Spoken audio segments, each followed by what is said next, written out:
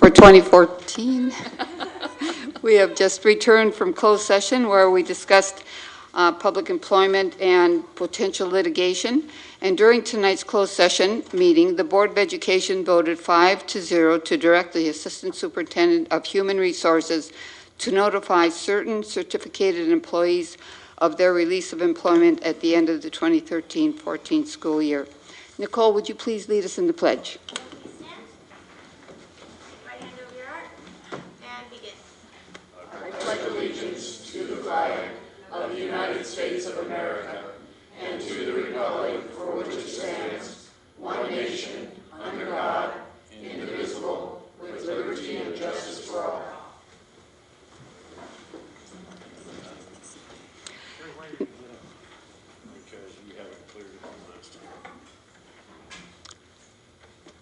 So I would ask the board to approve the agenda. Make a motion, please. I'll make the motion. I'll second. Okay, please vote.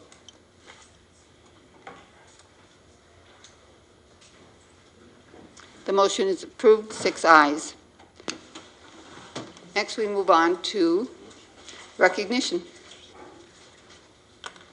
Mr. Irwin. Thank you, President Thomas and members of the board. This evening, we have the distinct pleasure to recognize our District Certificated and Classified Employee of the Year. Just to remind everybody, we went through a nomination process and then a reading process that narrowed down our nominees. And then the Board of Education looked at the top nominees and selected. And then last week, we went out to the job sites of the 2 employees and surprised them. And they are here this evening to be recognized. So if I could ask the board and the superintendent if you would come and stand in the well here. In the well. In the well. Timmy's in the well. That's exactly what I tried not to do to you.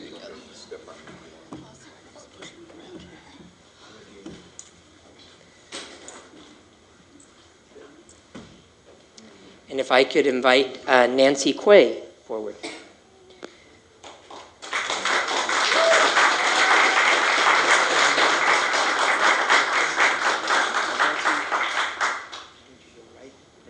Right up there with them.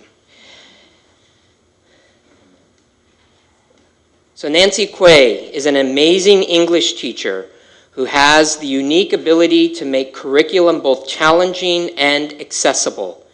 She directly is responsible for helping many students reach their dreams of going to college. Those who nominated Nancy said she is a life-changing educator. Her innovations in teaching, writing through technology, and blogging are so impressive that she was asked to present at the statewide Puente Conference. Through Puente, Nancy has provided students with chances to become academic writers and to gain the skills needed to become AP students. She spends countless amounts of hours perfecting her own teaching and helping her students. She has done a tremendous amount of work helping to implement the new Common Core state standards. The professional development that she leads is engaging and beneficial for the entire faculty.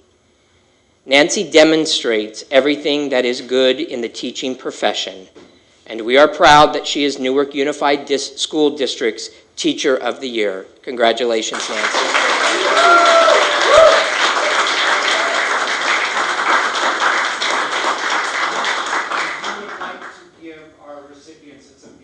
Prism that now has my fingerprints all over. Saying Teacher of the Year, Nancy Quay. I don't know if you can really see it. It is actually very beautiful and very heavy.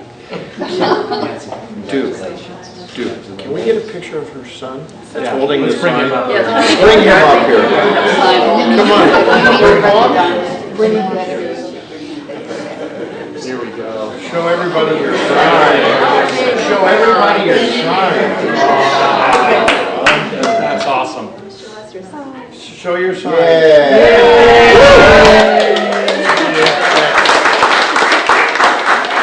And the other side? What's the other side say? Look at that. That's so cool. So nice.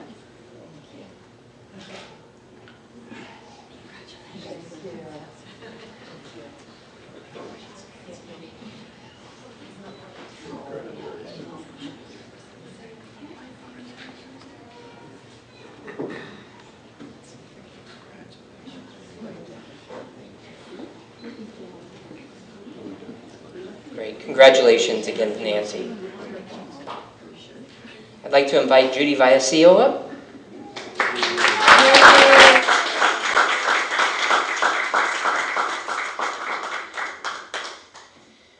Judy's contributions are district-wide. As the school district's accountant, Judy has regular interaction with school sites and district departments. She is greatly respected for her knowledge and expertise. Every day, Judy carries out complex duties and does so with professionalism, courtesy, empathy, and a sense of humor. She is the go-to person in the business services department. In her thoughtful manner, Judy is able to take detailed information and make it explainable, and I would say even to me, explainable. She is able to see the bigger picture in school finance, but she makes sure that all the dots are connected. Her work supports so many different other sites and departments that she is the business glue that holds the department together. After 15 years with the district, Judy is retiring this year. She is truly an outstanding employee and colleague, and we are proud that she is Newark Unified School District's Classified Employee of the Year. Congratulations, Judy.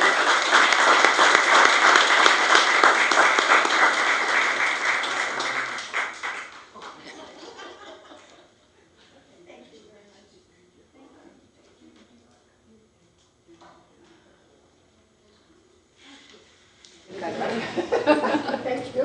We can put it down. Oh, yes, I think. Thank you. You got two of us. I know, two this year. Now, you have to come back at least half a year, right? In half a year. Okay. Thank you. And with President Thomas's okay, we will recess for about 15 minutes. We invite all of you to join us for a reception to honor both Judy and Nancy in our training room right next door.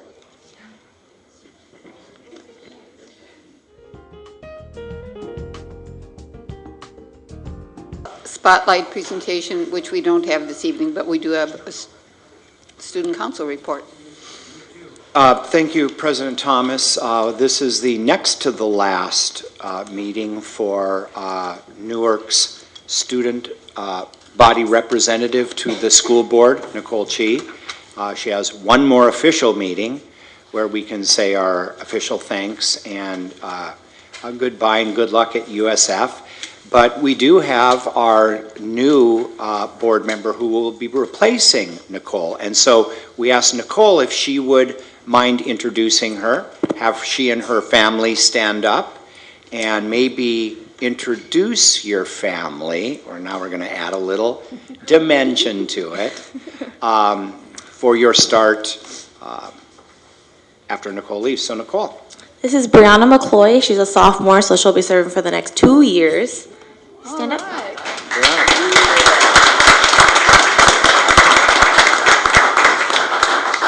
Brianna, why don't you introduce your family?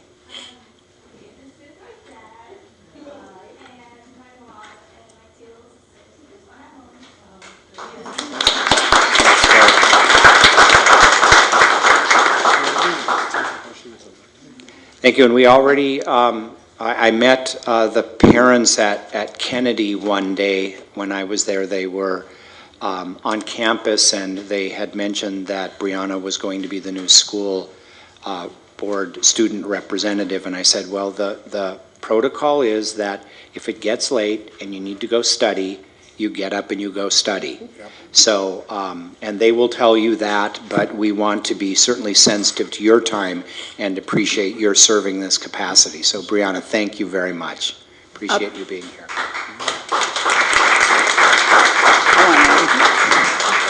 Brianna, do you mind standing again and maybe just tell us a little bit about how you were chosen for this position? What elementary school did you go to? Yes. Yeah. So I was a freshman year, and then I didn't get elected this year, and then I wanted to get involved again. So I was going to run for secretary, but then Mr. Rowan said, why don't you run for school board rep? And I was like, okay. So I ran and I got the position. I was really excited. Well, we're just absolutely delighted to have you joining us. Thank you. Thank you, Brianna. Okay, Superintendent? Oh, Nicole, you're going to give your report. Sorry. Sorry, getting over a sinus infection. I'm not contagious, I promise. It was nice seeing a lot of you guys on Friday at the retirement function. Debt letters have gone out today, and debts must be paid by graduation practice for seniors to walk, which is in 25 days. Tomorrow and the day after, the College and Career Center is having a law and business marketing experts share their experiences with students. Congratulations to the Cougar Band for earning a rating of excellent and first place for all high school bands in their division at their festival on Saturday. Go ahead and they're singing their festival selections, Star Wars Saga, and the theme from The Simpsons this Thursday at 7 o'clock, $5 at the door. Our Sadie Hawkins dance, our last of the year, is this Friday. The lip sync contest is Thursday, May 29th at lunch in the Quad. And we're having a senior movie night, which is, I think they're playing The Breakfast Club, Friday, May 30th on the football field after the improv show. And last but not least, tomorrow, if you're super, super hungry at lunch, go ahead and support some of our clubs and our teams at our food fair. Thank you. Superintendent? Yes, thank you. Just a couple announcements. This is open house season, and this week is no exception. We have 2 open houses tomorrow, Schilling and Kennedy, 6 and 6:30 respectively. On Thursday, we have 4 events taking place. We have Newark Memorial Spring Band Concert at 5:30, Graham Open House at 6, Bunker Open House at 6:30, Lincoln Open House at 7. On Friday, we have 4 activities taking place. Newark Memorial School End Assembly and 2 6th grade visits to Newark Junior High School, one from Milani and one from Bunker. And of course, the ever popular Sadie Hawkins dance at Newark Memorial High School. Monday is a non-student day, and we would like to announce we've been working a lot with our parent partners, who are Estela Cardenas, Corina Gutierrez, and Dolores Franco from Music. And they offer Latino literacy project classes to Newark English learner parents. These classes engage our parents in reading so that they can read with their entire family. Their books are in English and in Spanish. Parents learn the importance of establishing a family reading routine with their children and how to share and discuss the book. So we are very, very pleased. They've done a phenomenal job this year with our strong Spanish-speaking families in Newark, and so we wanted to give a special recognition to them. Thank you. Thank you. Next, we move on to staff reports. Ms. Nielsen?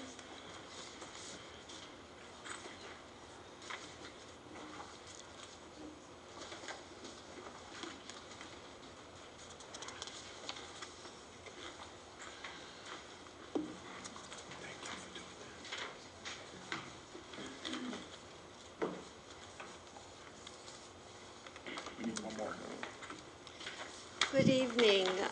Yesterday, Noreen Bastian, the Director of Finance, and myself attended the May Revise that was presented by School Services. The themes for the budget in January, education was a big winner, and in the May Revise, that's still true, with very, very few gains or any changes at all. And the governor has refused most changes to the LCFF funding, the local controlled formula funding, and maintains it essentially as proposed in January. The biggest news is this May revised does address the California State Teacher Retirement System, the unfunded liability, which is not pleasant. We'll cover that later. But the budget still has some definite things that it still is not addressing. Where you saw on the previous page, he's addressing the unfunded liability, but there's no new funding coming from the state for that retirement system. The special education still falls shortfall, and there's no extension of the maintenance effort, which ends with the 14-15 school year for adult education or our ROPs. Basically, the budget remains the same. The Prop 98 went down 700 million, which is really very, very minor. And the averages that you're seeing there of per ADA attendance fell about $14, but that's a statewide average. So every district is a little bit different. Again, the local control funding formulas, this is what you saw in the January governor's budget. It has changed just very, very slightly. And again, just a quick review of the local control funding formula.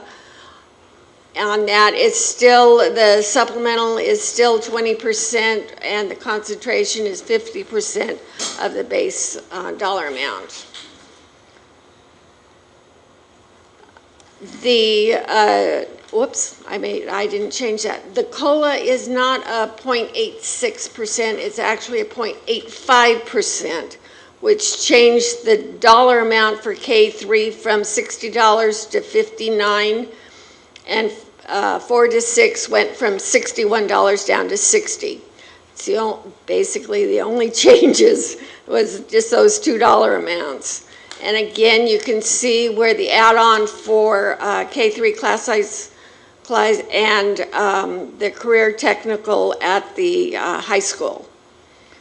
All again, just those two columns were changed by $1. You can see that the dollar amount, the 20% and the 50% remained relatively unchanged. For us, again, it just changed a few dollars. The total change for us will total about $917. So that very, very minor changes on the revenue coming from the state. Where you're going to see the biggest difference is on the potential CalSTRS rate increase. I've been in school business now for 24 years, and the current rate for the employer at 8.25 and the employee rate at 8% has never changed. I don't know how long it's been into effect. What the governor has proposed for next year is a 9.5% employer rate, and you've got an employee rate of 8.15. This is the biggest change that I've seen in school business in a very, very long time on this, because it's, for the employer, it's 60% of our budget is certificated salaries, and that I didn't have time today to calculate what that actual dollar amount is, but that's going to be significant. And if you look going down, I think it's 8 or 9 years, to the 2021 school year, it's going to more than double at 19%. So this is going to be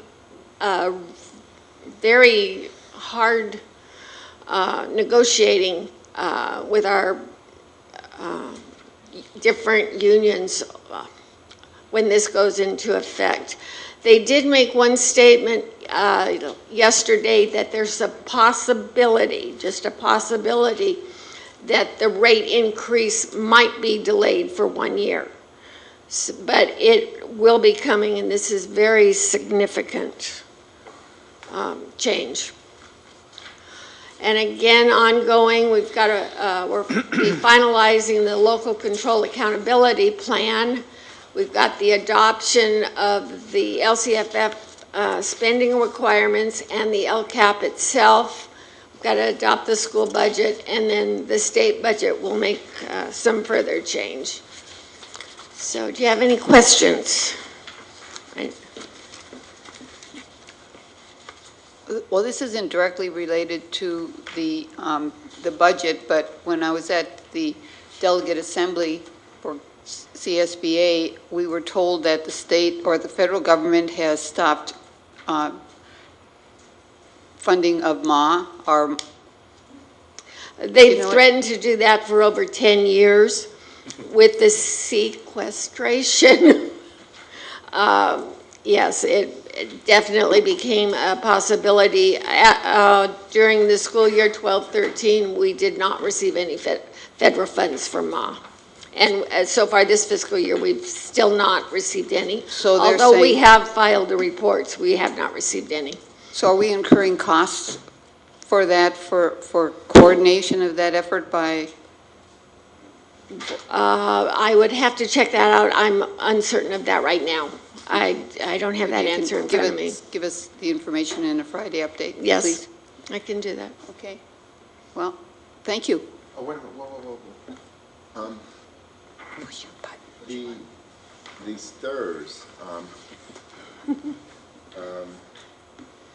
that's intriguing, to say the least. So, moving forward, how is that going to affect Newark Unified School District? I didn't calculate the dollar amount, but as I said, the certificated salaries are about 60% of our budget. So it could be a significant amount. I did not have the time today to calculate it. Okay. So, is that going to be part of our next budget presentation? Yes, it will be part. Okay, great. Thank you. Appreciate it. Thank you. Next, we move on to our second staff report, Dr. Hilberg.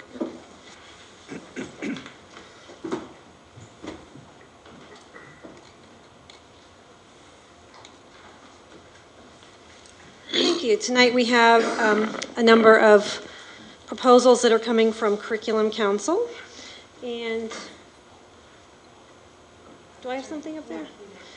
I actually need my agenda.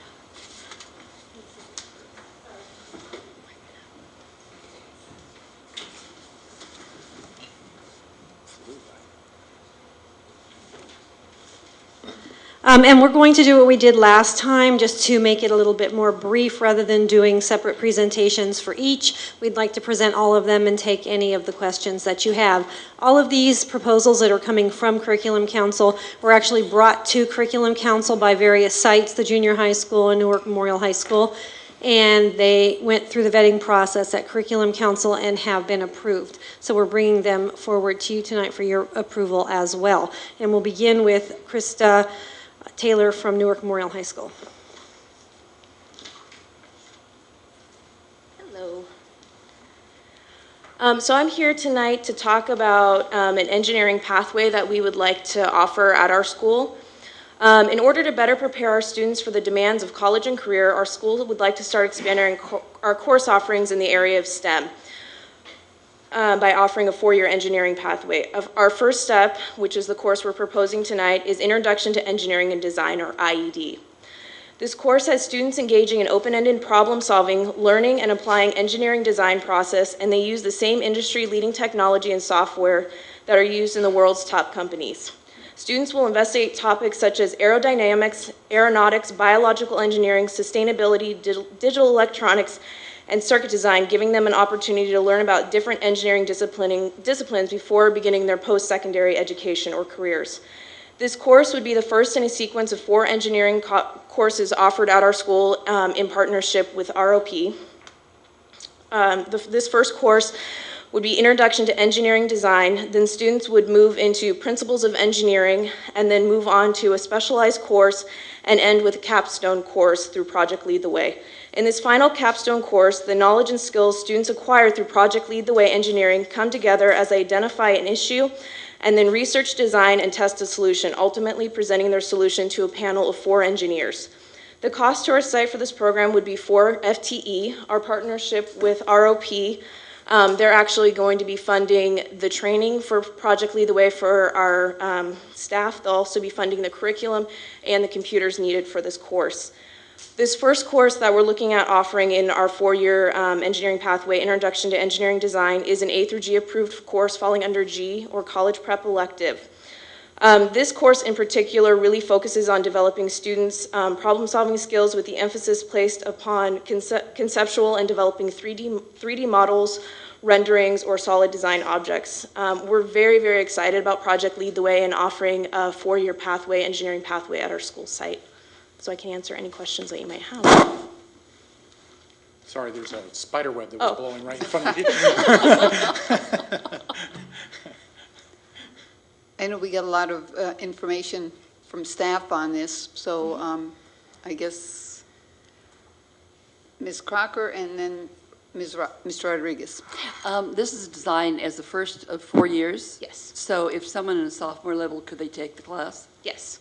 So how does that impact them in terms of getting credit down the line?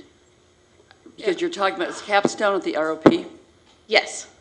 So you've got 2 years that it's just Newark Memorial and then 1 or 2 years in ROP, is that correct? 2 years at ROP. 2 years in They could join in along the way. The first year course is really designed for freshmen and our current sophomores.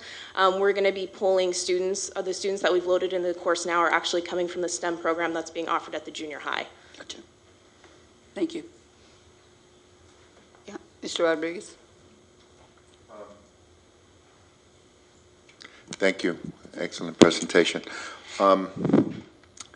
This is so exciting, because years ago I had an opportunity to visit in Central Florida to visit one of their, their schools, and the 8th graders, have to, pick a path, before they enter high school. So that it's a little different than what we do here. So this pathways is something that a lot of us have been hoping for, to give students. Now, how does this coexist with the, the A to G that we're implementing, with the class, Sure. the 8th graders right now? Sure. So the first course, Introduction to Design, the course that we're proposing tonight, falls under the G credit. Principles of Engineering, which is a 2nd-year course, is also a G credit. Then the specialized course will either fall under D, which is a science, or a G credit, and then the capstone course is a D credit. So they're all A through G approved. So this particular class then would be the lead class, for instance, for a student, and then they would pick other classes from there to come up with their 6 classes, or how would that go when the parent and the student are getting together and looking at, what their class schedule is going to be for the following year? Yeah, this would be one of the courses that they could, so this would be our introduction course for our current freshmen and sophomores, and then the next year would be Principles of Engineering. So it would be offered along with their other 6 courses that they'd be taking, or 5 courses. And is it going to be offered throughout, like if we have an A period, how is that always going to be just from, period 1 to 5? Right now, in starting the program and building it, we're looking at offering 2 sections. Okay, great. Thank you. Thank you very much. Student member. Hi. I think this is really cool, and I think this is something that Newark Memorial doesn't really have. I'm just wondering for sophomore year, if there's going to be certain kind of counseling, because that schedule is usually really packed, because if they're taking a language and a PE, they'd probably have to take an A period to have 7 periods. Is there going to be extra counseling or something like that to, because I know sometimes getting an A period is kind of hard with the counselors. Yeah, Mr. Luna, who currently works with our 10th graders, when he was signing up students with the 10th graders, actually sat down with them, and the students that were interested in Project Lead the Way, he helped work with them in their schedule to be able to fit it in. Thanks. Thank you. I'm sorry, Mr. Hanson is here from the RP. So there was a lot of work between the RP and the high school in putting this Right. together naturally. Right. And that's again, that's something that we wanted, a better, the working relationship between the two. And so we can have more offerings for our kids. Exactly. Okay, thank you. Can I just want to say that, yeah, Superintendent Hansen is here with us tonight, and it certainly was Superintendent and Mr. Hugh who came to me and said, hey, we have a wonderful opportunity for Newark Memorial, and as we talked more and more about the STEM program, and then talking to Mr. Neal, the principal at the junior high, where they've already started the STEM program there, we thought this is a wonderful pathway, and ROP being a great partnership with this program. They are certainly they're sending Mr. Liang to training over the summertime. They're paying for it. They're paying for the software, the licenses, and certainly Mr.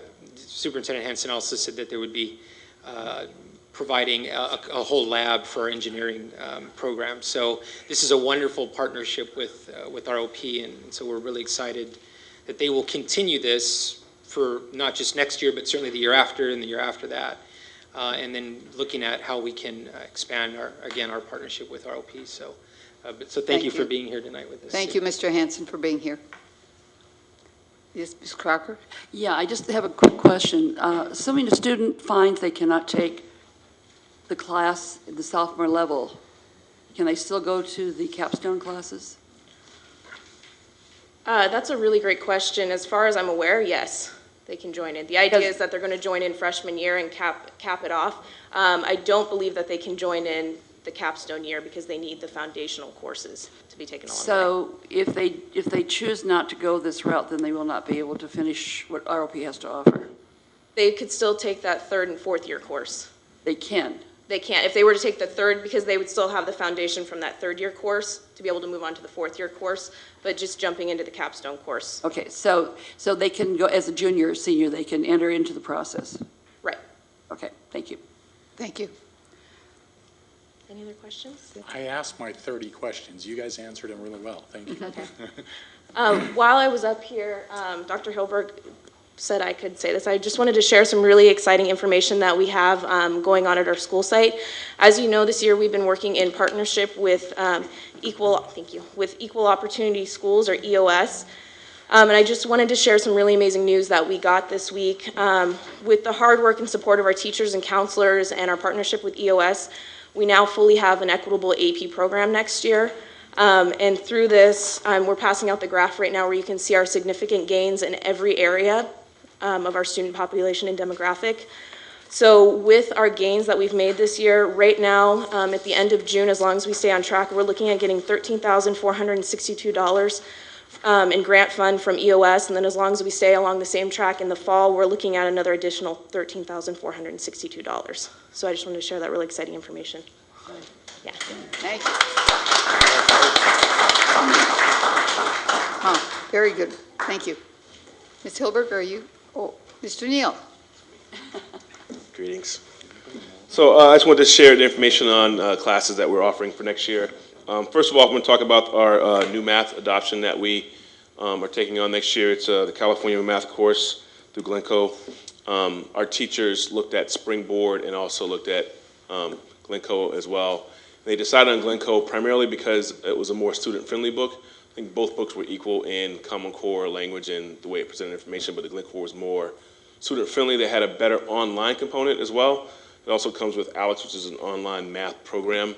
And the biggest issue for us was it offers an EL component for our English language learner students. So a way to access, those students have access to the curriculum a lot better than Springboard did. So that was really the kind of thing that pushed us over the top to help us out with that, because that's our focus next year and now on, just trying to get our EL students to learn English and also access the curriculum at the same time.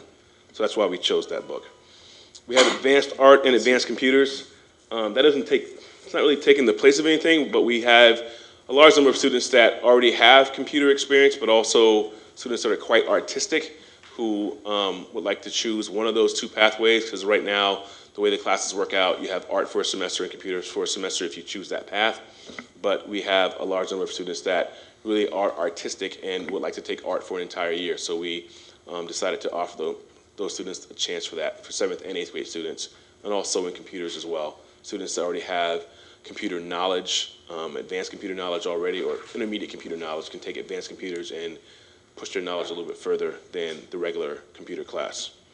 The STEM Explorations class is a class that we offered this year. It was an oversight last year that we didn't bring it forth, but it was kind of last minute trying to decide the situation, and it kind of came out of nowhere with Project Lead the Way and STEM as well. And so talking to the high school, so we threw the class in this year, and it was really successful for 7th and 8th grade. And next year, we already have 2 sections for 8th grade and 2 sections for 7th grade. 7th grade now we're going to tailor back as a more of an intro class for students and get them really introduced into it, and then kind of bring it home in 8th grade. And currently right now, I think the majority of students in the STEM class are going into the 9th grade Intro to Engineering and Design class at the high school. So that's going to be the pathway for those students. So next year we'll have 2 sections of that, which will mean the high school can offer more sections of engineering for students. So that's that. Thank you very much. Any questions? Okay. Yes. Are you working, are any of these transferable to high school, or these are just, none of them, right? No, not really. Okay, but you are working on some of those? Right now, what we work on, the only thing that's transferable right now is our Spanish 1 course. Right. That's the only thing that's really transferable to the high school. The STEM class isn't transferable, but it leads directly into Right. Project Lead the Way. So it's like a pre-class? Right, or exactly. whatever. It's a prerequisite pretty Okay. much. Thank you, appreciate it. Thank you. Thanks.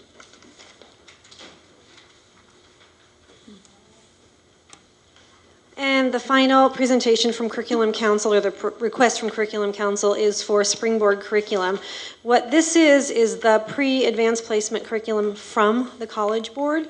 As you know, or you may know, that the Common Core Standards, one of the authors is the person who helped develop this Springboard curriculum. And so this curriculum is tightly aligned both to the Common Core Standards as well as is intended for every student to prepare them to be successful in an advanced placement course. Advanced placement courses, if students take them and they're successful, they have the opportunity to receive college credit. So these are true college level courses. And so for Springboard, what they're now doing is offering student consumables. Rather than forcing us to buy a textbook that we're stuck with for 8 to 10 years, what they're offering is annual consumables at a very reasonable price. Springboard is nonprofit, and so what we are able to get from them is at a greatly reduced price.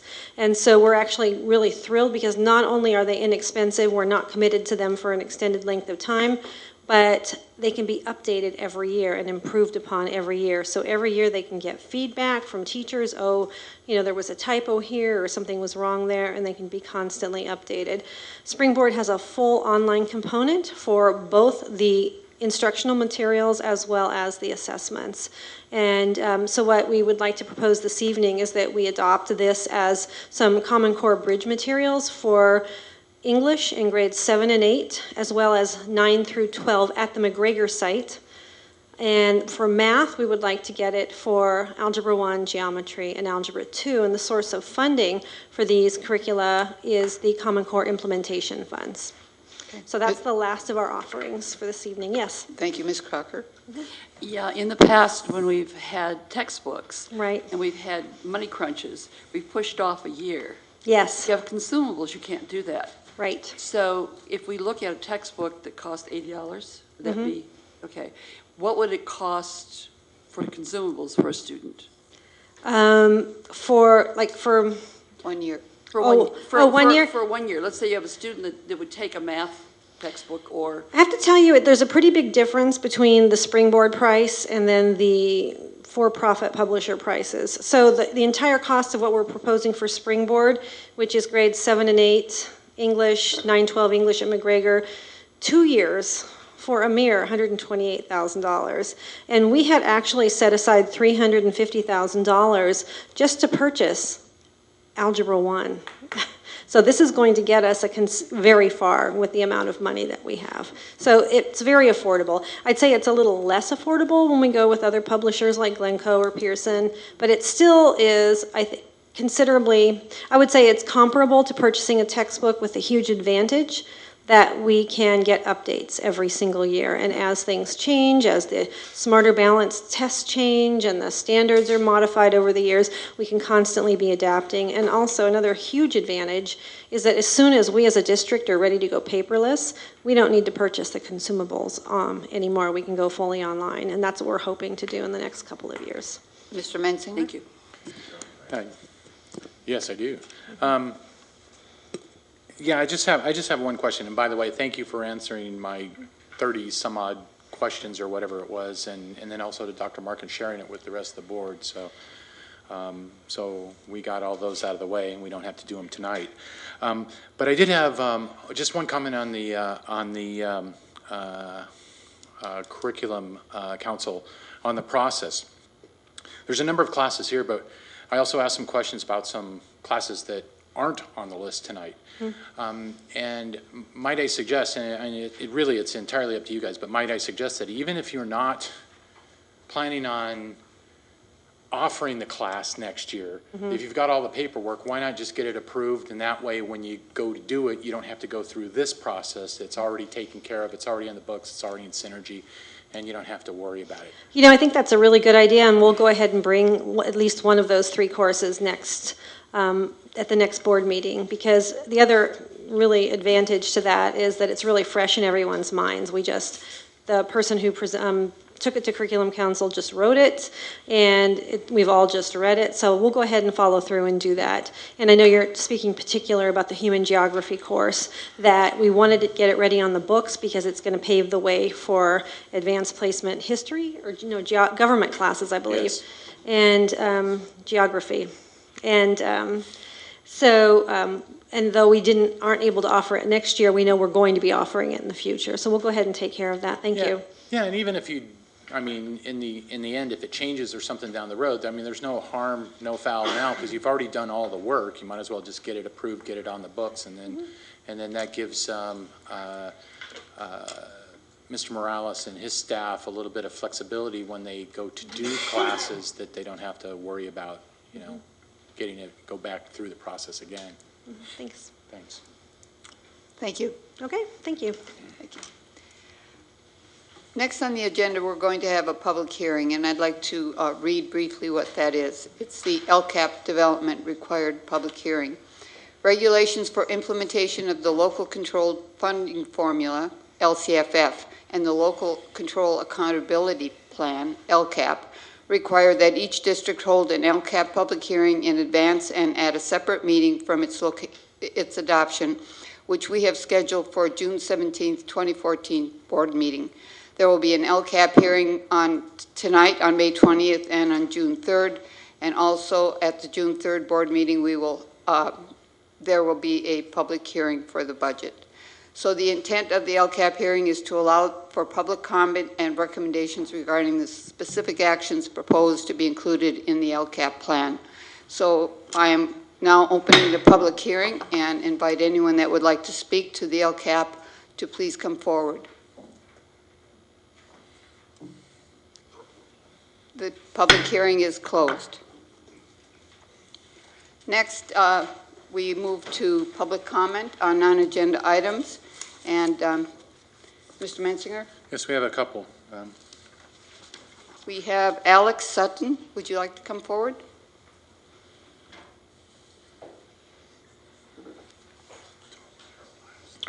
Good evening, board members, cabinet members, audience, and viewers.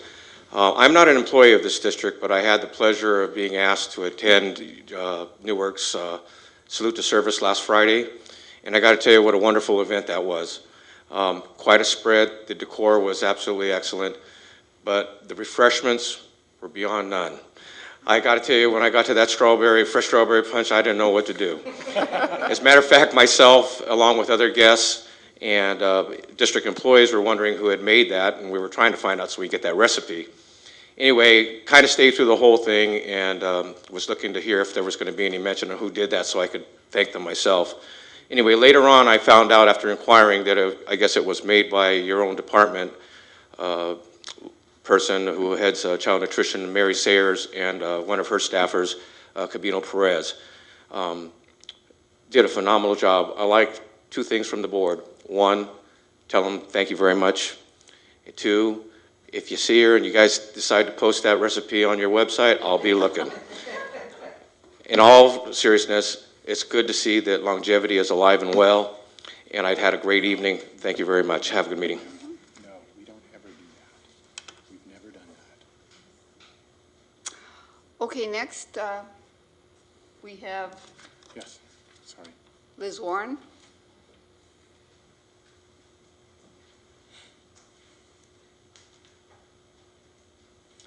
Good evening, board members, staff, and respected colleagues. 8 years ago, I left the corporate world in hopes of holding a position that might make a difference in an educational organization. My role here is to primarily support Dr. Markin, keep him organized, and help him stay sane. Additionally, I'm responsible to assist the Board of Education, complete board agendas, board minutes, and coordinate 25 to 30-page weekly board updates. My position was held by 2 full-time individuals for the 30 years until the budget cuts of 2010. At that time, my position was cut to a 0.6 FTE, but the board wanted deeper cuts and completely eliminated my position. The executive assistant was retiring, which allowed me to step into her spot. I took on these 2 positions without any increase to the salary. Rather, the board added furlough days. For 4 years now, I have had the challenge, stress, and frustration of producing the work of 2 people, saving the district close to $80,000 per year to the tune of $300,000 single-handedly. That Member Stadler and Member Mensinger is money straight into the pockets, into the hands of our children. At the last board meeting, committee member Cindy Parks felt yet again it was her duty to remind the board that the minutes were not current.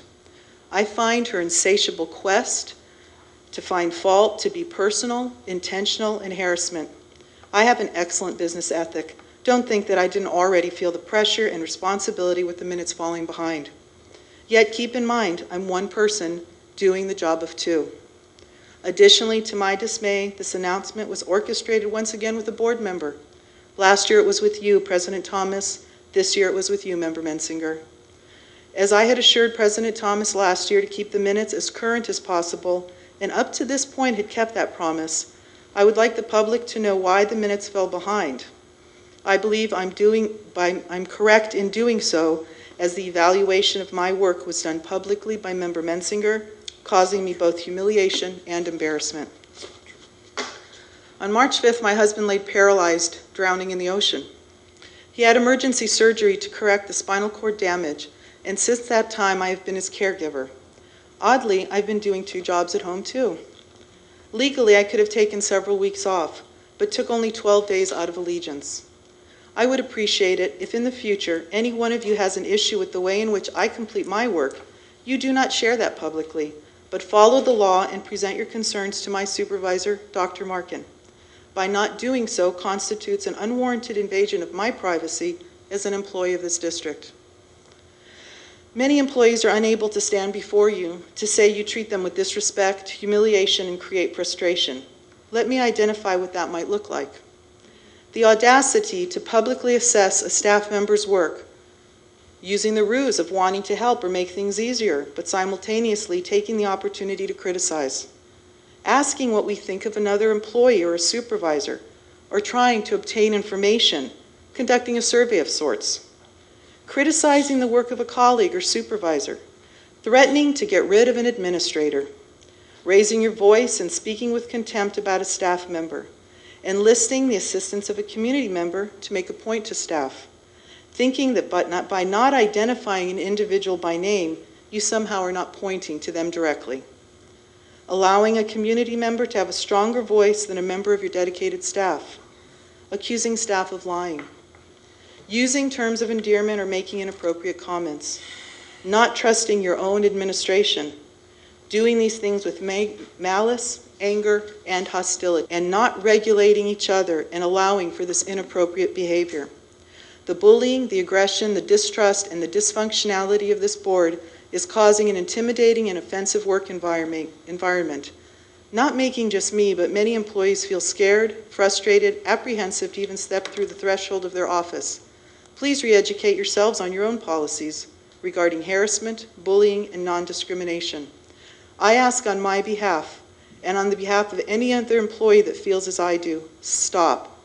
Be a board that governs and makes policies for the advancement of our district and students. Trust your staff. Believe it or not, they are currently comprised of some of the greatest leaders in education, and they are the ones that have earned doctorate and master degrees. They have a far better understanding of education than anyone else in this room.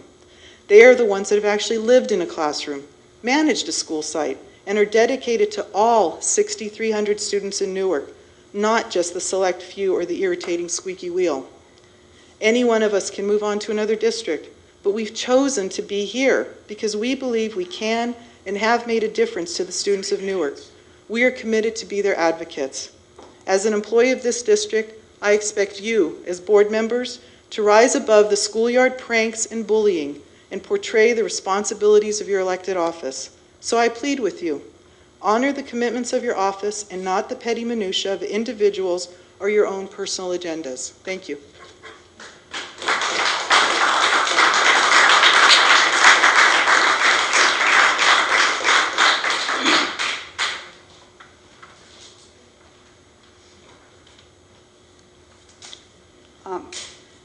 Next, we move on to the consent agenda.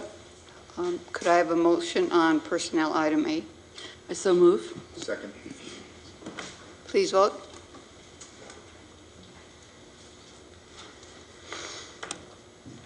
Five ayes. Student member does not vote on personnel actions.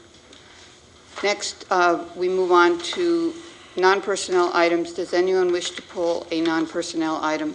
I would like to pull B10 and B11. B10 and B11, okay. Move to approve Wait, B1 wait. through, oh, sorry. Staff would ask if we could pull item B6 to be re-agendized. B6, okay. So I would like to take Thank a you. motion for the rest. Okay, move to approve B1 through B5, B7 through B9, B12, and 13. Is that right? That's right. Okay. Second. Please vote. 6 ayes, thank you. Now we go to B6, and you wanted that To be re-agendized. to be re-agendized, okay? So we move to B9 and B10. Ms. It's Crocker? B10 and B11. Oh, B10 and B11. B10, I was absent for this time, so I have to abstain from it. Okay, do I have a But I want it motion? separately voted, yes. Please make a motion, someone. Move to approve B10. Second. Please vote. 5 ayes. Next, we move on to B11. B11, there was, on page 7, I was just trying to pull it up, there was an indication about the job for the board members for screening for the CBO. And I think that it had stated that Member Thomas and Member Menzinger were going to do the paper screen and Member Crocker was going to be in the phone call. I think we had set up that Mr. Menzinger and myself would do the paper screening and be involved with the call. That's right. So I think that that's the adjustment. Okay. So if I would move approval with that amendment.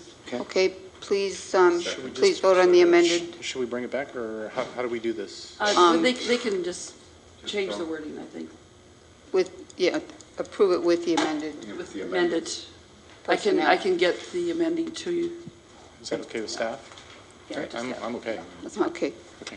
And do I have a second? I second. Oh, okay, please vote. Oh, sorry, I hit the wrong button. Start again, sorry.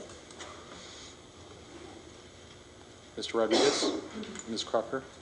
I thought I had voted. You did. I accidentally. You messed up. I That's screwed like you up. always do. I know. Thank you. 6 ayes. Now, there was an item that, on the consent agenda that we would certainly, I know I'm in the wrong place. We would certainly like to expand on it. It's B6. No, I'm sorry. It's the wrong, I gave you the wrong number. Sorry, a little shook up there. B5. B5. Yeah, and what that is the classified Employees, Local Chapter 208 is celebrating its 50th anniversary.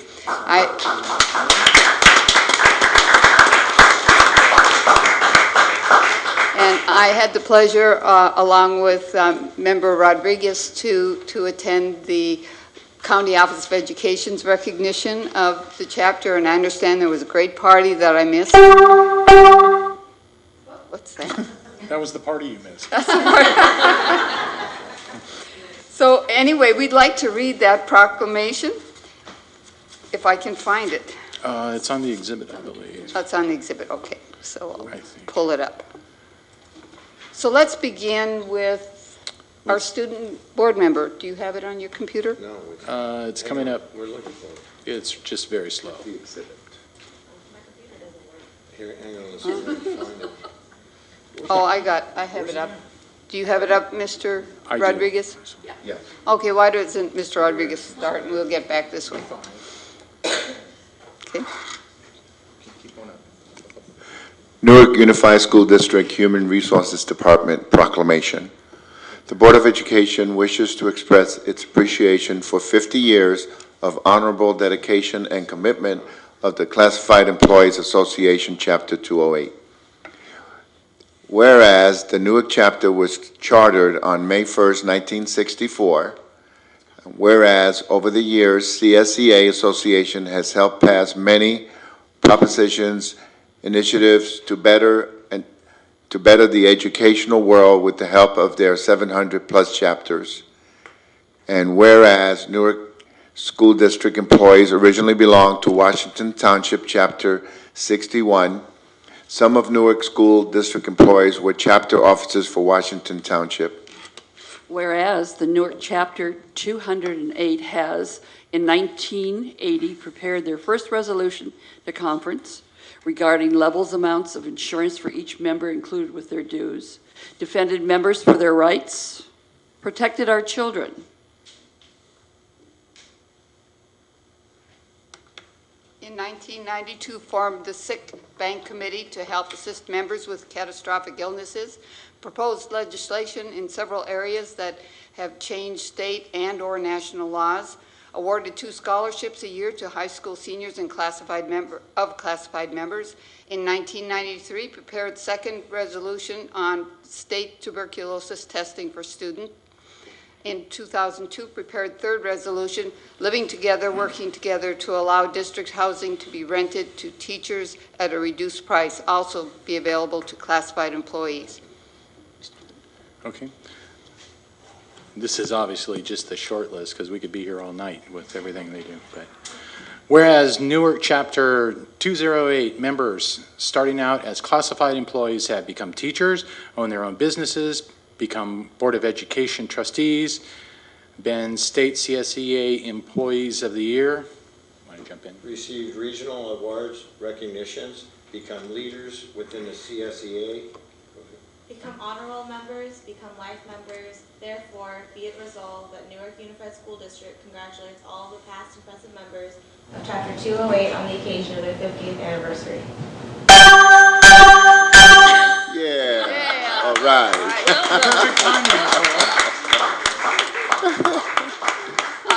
Ms. Condon, would you come forward? And board members, would you mind stepping forward so we can each honor Ms. Condon? Yeah. By the way, contrary to popular belief, I was not one of the first members. Do you want me to? Yeah. Oh, shoot. It's the computer. No. Duke.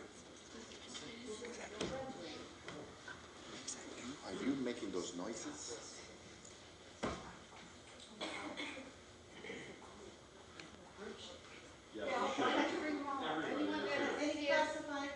Any CSEA member, please come up. Please.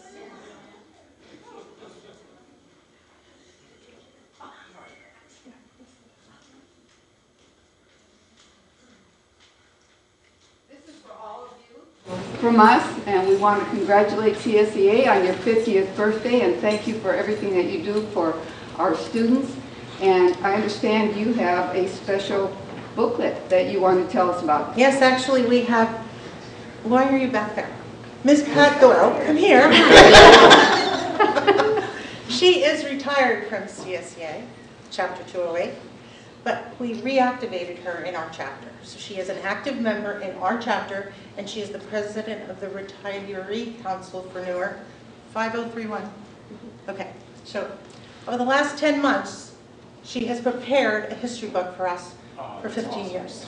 That's awesome. And it's really cool because as much history is here, there's more in this book. And it's great to share. We didn't get it all in here, but it is available. And we're selling it for $10 if anybody's interested to help the chapter. Well, I will take this one for $10.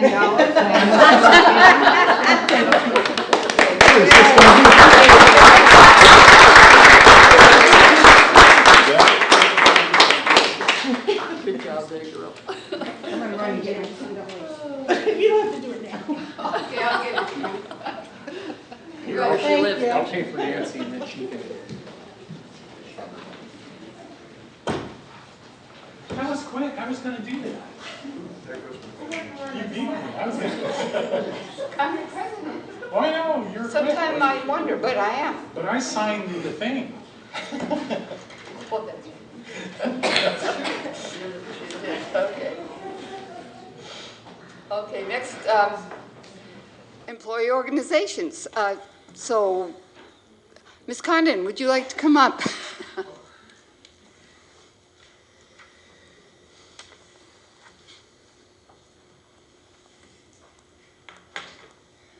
This has been a real exciting week. Good evening, President Thomas and board and Dr. Markin and staff.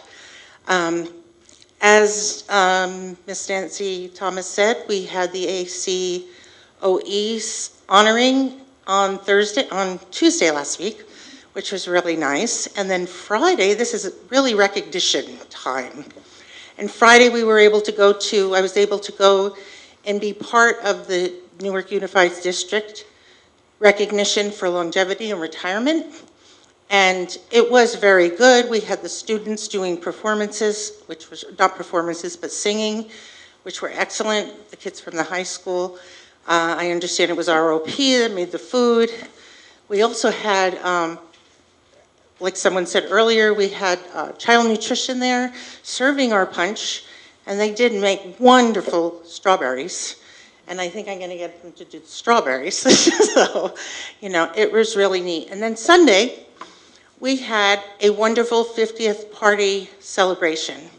And I want to thank Mr. Stadler for coming.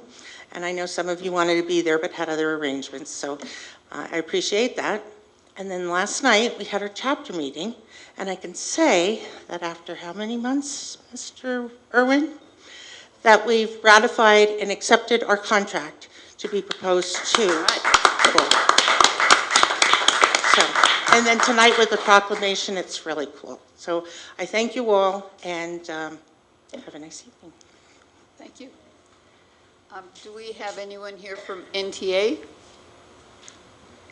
How about NUMA? Okay. So we move on to old business. Superintendent, do you want to introduce old business item A?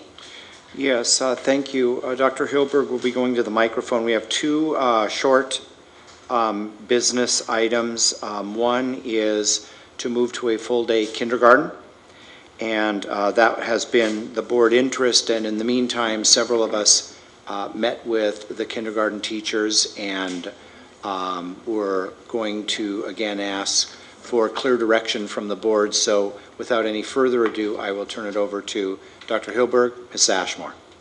Thank you very much. Yes, we were asked to prepare and present a plan for a transition to full-day kindergarten, and that's what we're here with this evening. And we'd like to start off by showing you some data. And what we have here on this slide is some data from this year. And these, what is represented in the orange or yellow or gold or whatever the lower color is, are the percentage of students at a particular, in a particular school that are not reading at grade level.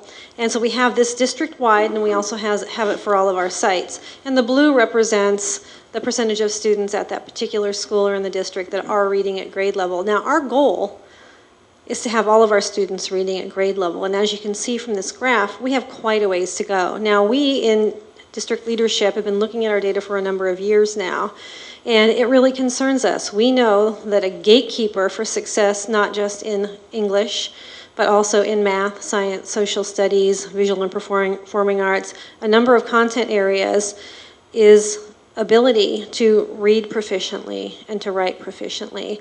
And so what we did is we looked at the research, and what does the research tell us? We need to provide opportunities for students to learn beyond the school day, and we need extended learning time. So what we've been looking into are a number of different ways that we can extend students' learning time in school. And what we've come up with primarily, especially for our kindergartners, many of whom come to us as much as 16 to 18 months behind their peers in their ability to speak the English language, what we need is an extended time in kindergarten. There's nothing that can really make up for having a greater opportunity to be with the teacher focused on learning language.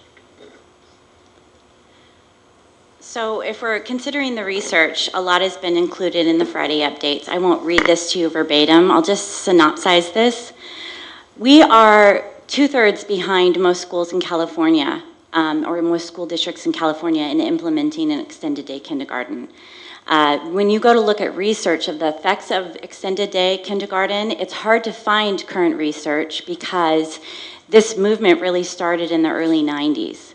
And so we're coming to you from the premise that, especially with the rigor increasing for all of our students with the coming of the Common Core and our transition to it, we need more time with our students. That's the bottom line. Dr. Markin has talked about this previously when we met with the kindergarten teachers. It's not a magic bullet, but certainly more time spent with an instructional leader, with a teacher in the classroom who is grounded in the content area and knows her students or his students very well, will produce a better opportunity to increase rigor and increase higher expectations for our students. Last week, Dr. Markin, Mr. Irwin, Mrs. Ashmore, and myself had the opportunity to meet with NTA as well as kindergarten teachers. And I would say that, we were met with a lot of concerns, but I would say very little opposition to the notion of moving toward a full-day kindergarten. I've actually spoken with many kindergarten teachers over the last couple of years who have said we need more time with our students. We simply can't teach them everything they need to know to be successful in first grade with the limited time that we have. And so what we wanted to share with you is some of the many considerations that we've been talking about in district leadership, as well as some of the items that have came up in our discussions with teachers and with NTA. And so we broke those up into some things that we're calling district considerations and some things that are more site considerations, because some things can be handled at the site. But what we're going to be asking for this evening is for us to begin negotiation of some of these things here, as well as additional things with our unit members. It's not something that we can decide ourselves. It's something that needs to be negotiated. However, we have proposals to address these issues, which we will share with the board at a coming meeting. But for now, we just wanted to share with you some of the issues that are under consideration. So while those are site or district considerations, there are some site considerations. One of the biggest concerns that the kindergarten team had when they met with us last week was addressing ed code. And what does rest time mean? Education code requires ample opportunity for both active and quiet activities within an integrated, experiential, and developmentally appropriate education program. It also requires that the extended day kindergarten program not exceed the length of the regular primary school day, which we're not advocating for either. We understand that just spending more time with our students and piling on more academic rigor is not the answer either. We know that kindergartners developmentally need time to look at the arts, they need time to rest, they need time to meet with their teacher individually or in small group. And within a given hour or within a given structure of only 4 hours, it's really hard to do that. One researcher or one guru, if you will, in response to intervention is Mike Mattos. And he talks about the best intervention occurring within the school day. And if we can create venues for our students to not have to go home and come back for an intervention after school, that is really the best opportunity for our kids. And so what we'd like to present tonight is really a 5-step implementation plan. First of all, I listed as one step of the process is to have educational services, human resources, and Superintendent Markham meet with both NTA as well as kindergarten teachers, which is what I already described to you. Next, what we're asking for this evening is that we can begin those negotiations with NTA of the effects of implementation of full-day kindergarten for the 14-15 school year. Following that, we would sites would have their staffing meetings so we can determine exactly who will be teaching kindergarten next year. And then what we'd like to do is ask those teachers to come in for a full day of planning in June, for which we will pay them for their time to help us with the planning process so that we can iron out all of the nuts and bolts. These are not insurmountable, and as Mrs. Ashmore said, 2/3 of kindergartens in the United States are already full-day kindergartens, and California is lagging behind. So we certainly can work out the nuts and bolts, and we're excited to do that, and I think many of our teachers are as well. And then during the next school year, because things will come up, we're short this, or we need to figure out how to do this a little bit better. So as things come up, we've set aside 3 planning days for teachers to get together to iron out some of those issues. So that is our plan. So what we're requesting the board to do tonight is to direct staff to implement the extended day kindergarten for the 14-15 school year and to begin negotiating the effects of that vote. Thank you. Mr. Mensinger. Yeah, just a couple of questions. And I appreciate staff coming back with this. This is something that we've asked for a couple of years, and so I know there's been a lot of swirl around this, but some of the questions that we had back in the beginning and the parents have brought up, it still remain. First, you had mentioned, consideration of a K-1 class, but kindergarten is optional. So how does an optional kindergarten work in a K-1 classroom situation? So currently we do have kindergarten first grade classrooms just because of the numbers of students that we have. We do. Oh, I didn't know that. I'm Yes, sorry. and so what happens is those kindergartners leave early after 4 hours, and then the teacher has a smaller group of first graders that they're working with. This will actually alleviate that interruption for the kindergartner or for the first graders by allowing the kindergartners to be there for a full day. So we weren't asking you to consider a K-1 classroom. I think that was a consideration that the kindergarten teachers had of us. Okay. How will that be handled? And it would be handled like any of our other multi-age classrooms. Okay, well, I'm really glad you're working with them. Just 2 real quick things. I'm really concerned about developmentally where kindergartners are, especially at the beginning of the year versus the end of the year. I mean, there's a dramatic difference, right? Probably more so than any other grade, because they're growing. Okay, so, but since you're working so closely with the kindergarten principals or kindergarten teachers, I'm sure you'll address that. The only other thing that I saw on the list that struck me is leaving the lunches up to the site principal. I'd suggest that's probably a district thing that we should probably implement. So one site doesn't do one thing and another site does something else. And that generally leads to confusion when there's something like lunches that's really a district, issue, So let me provide a little clarity for that. There are staggered lunches, and school principals and leadership teams work together to create those lunch schedules. Oh, it's lunchtime? It's lunchtime, okay. Right. Fair enough. Right. Okay. Let's see. That's Ms. fine. Rodriguez and then Ms. Crocker. Thank you. Thank you, President Thomas. I couldn't think of 2 more qualified and exciting individuals to kind of lead the way on this. I think it was at least 10 years ago, if not longer, when we I think it was under Superintendent Scher that we started talking about doing something with kindergarten, and it just never went anywhere. I think some of the kindergarten teachers felt that they weren't respected because it's, a lot of people don't understand. They figure that, you know, they do nothing in the afternoon, you know, they, you know, and there was, the communication wasn't there. So it's obvious that the communication is here. So, so I appreciate that, the way you're working with the kindergarten teachers and everything. I think we have, what, maybe about 20? Is that correct? Hey, not bad, huh? My piece is the special ed piece, as that kind of works out in implementing this. Could you kind of hit on that for a second? We've discussed that, and what we decided, as with most special education issues, that decision as to whether or not our special education students would continue at partial day or full day would be left up to the IEP team. It's like what's most appropriate for a given child. Thank you. Sure. Thank you. Ms. Crocker.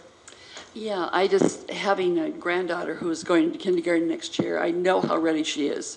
I think that my children were not ready for a full day because they didn't have the preschool. Most children now have the preschool, and as we're getting more and more to universal preschool, I think we're definitely where we need to be, and we probably should have been there before, but we can't go back and undo. We have to move from this point. I guess that's the most important thing. I know there's been something in the paper about people that are eliminating the usual activities considered with young children in preference or in deference to academic rigor.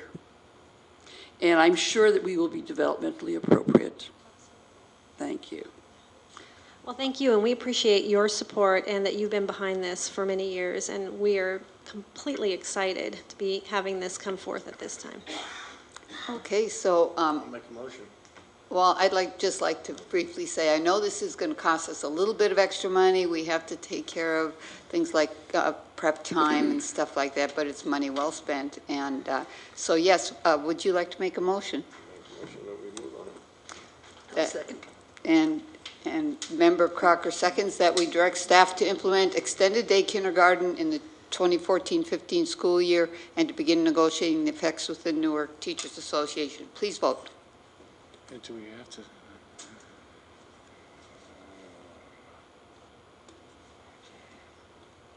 6 ayes. Thank you. I would just say if it doesn't work for 14-15, then maybe, you know, take it out, move it to the next year.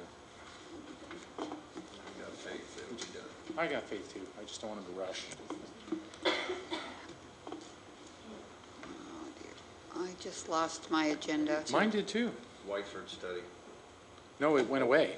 No, Here, you want to read mine? Oh, you know what?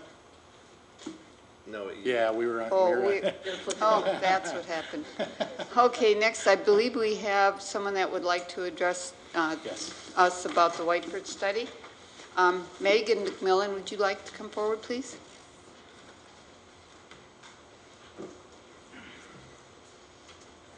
I'm back. Good evening, President Thomas, members of the board, staff, Dr. Markin. I'm coming to speak for the preschool tonight to voice our appreciation for the way that we read it on the agenda tonight, saying that the feasibility study for the movement of Whiteford has been extended to April of 2015. That was welcome news for us, especially because it means that our parents and the teachers and all of the involved stakeholders can be involved in that conversation, and we look forward in the fall to helping put together that team and working together to do this in the best way possible. That said, we just want to know that going forward, our hearts are still with Whiteford as a unit, and we want to do everything we can to keep that unit together, keep the integrity of the program strong. If a move happens, we go together and we go to facilities equal to or better than what we have. And we look forward to working with you to make that happen. So, thank you. Thank you.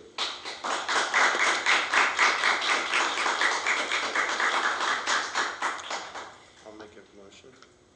Oh, unless we want anyone to speak to it, or the superintendent to speak to it, or I guess. Talk about it. Mr. Rodriguez, would you push your button, please? Well, are we done with public comment on this? Yes. Sorry, yes. I put a yes already. Where I was excited about the full-day kindergarten and the way everything was handled, I am very disappointed with the way the Whiteford study has been handled. It's not from the administration side, it's mostly from the board side.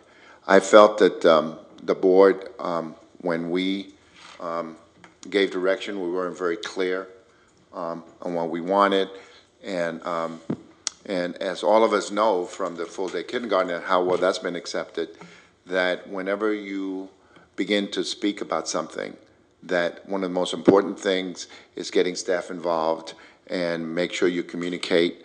And in my opinion, it's being done now, but it wasn't done initially. And a lot of the parents and the staff at Whiteford were led to believe that we were going to close down the school, and which wasn't what we wanted. We just asked for suggestions on what, to help the education or make the education of our Whiteford students better. And those are the little kids that most of us are very, very dear to. So that being said, from the day I've been on the board for 18 years now, I've been very, very fortunate that none of our schools, we haven't closed any schools. And to me, closing a school is the last thing you do, and not the first thing when you discuss improvements to a site. As part of the discussion on this study, and I know that we're moving it up to 2015, is to look at ways that we can improve whatever is lacking at the site so we don't close it. And because it's the history there and the dedicated staff and everything, we really deserve to do everything we can to make that particular site viable so that we actually do not have to move and we could stay there. So I'm hoping that, staff, I'm hoping that other board members agree with me that that should be part of the study, to look at ways that we can improve what's going on at Whiteford so that we don't have to, we don't have to talk about closing the site. Okay, thank you. Mr. Metzinger and then Ms. Crocker. Well, communication was certainly an issue, but, I think there's been enough negativity. I think that the real thing here, the real thing that happened here is, I believe in my heart, is the right thing. We're looking for the best possible facilities for these children. It's about the children first and staff second. So, and I think that this is the right decision. Let's get everybody involved and let's figure out what the best option for Whiteford is. We know that there are issues with the site. Okay, we've heard about it for years, and they need to be addressed. Now, if that means addressing them and they stay at that site, perfect. If that means that it's not feasible, but we can move them, and I happen to agree with our speaker that whatever we do has to be better. It's not the same, not less. It has to be better. We do change for improvement, not to go backwards. So I firmly believe in that, and I think staff's recommendation is right on here. Let's make sure that we take care of these kids in the best possible way, and we provide the best possible service for them, and settle for nothing less. Thank you. Ms. Crocker. When we give staff direction to do a plan, we are looking for the best outcome, and I think parameters saying something cannot happen is wrong on our part. So I would like to move that we accept the recommendation for the study period to April 2015. Put staff to work on it. Let's see what the options are. Let's see where the program is best served, where the students are best served, and we'll make those decisions in the future. Mr. Rodriguez. I too would like to move with the study. However, sometimes it seems like we're afraid of looking at something because of the cost. But I think it's our responsibility to get that information, and then we'll make a decision. If it turns out to be too costly to to leave the site open. But all I'm asking is that that be part of the study, and then we can look at it, the pluses and minuses of doing what we need to do so that we can stay at Whiteford. And I agree, you know, when we really look at things, you know, what's best for our students is the reason why we're on the board. And hopefully that will come out when we discuss the study next year. And I think it's important that we consider this a study about the Whiteford preschool program, and not necessarily about the structure about the structure that houses it. Excuse me. So that whatever staff recommends, if it I agree with Mr. Mensinger and what's been said, that it improves the situation and it's better for kids than what's happening now. And we'll wait to see what staff comes back with in April 2015. So I believe I almost heard you say a motion. I did. Okay. I already said a motion. Oh, you had already? I will be happy to second his. And you second it, so that can you repeat the motion so we get it for the minutes? We'll move on what staff recommends to postpone it, or have the study until April 2015. Okay. Please vote. Oh, that's my job. Oh. Okay. I'm pushing. There it goes. 5 ayes, thank you.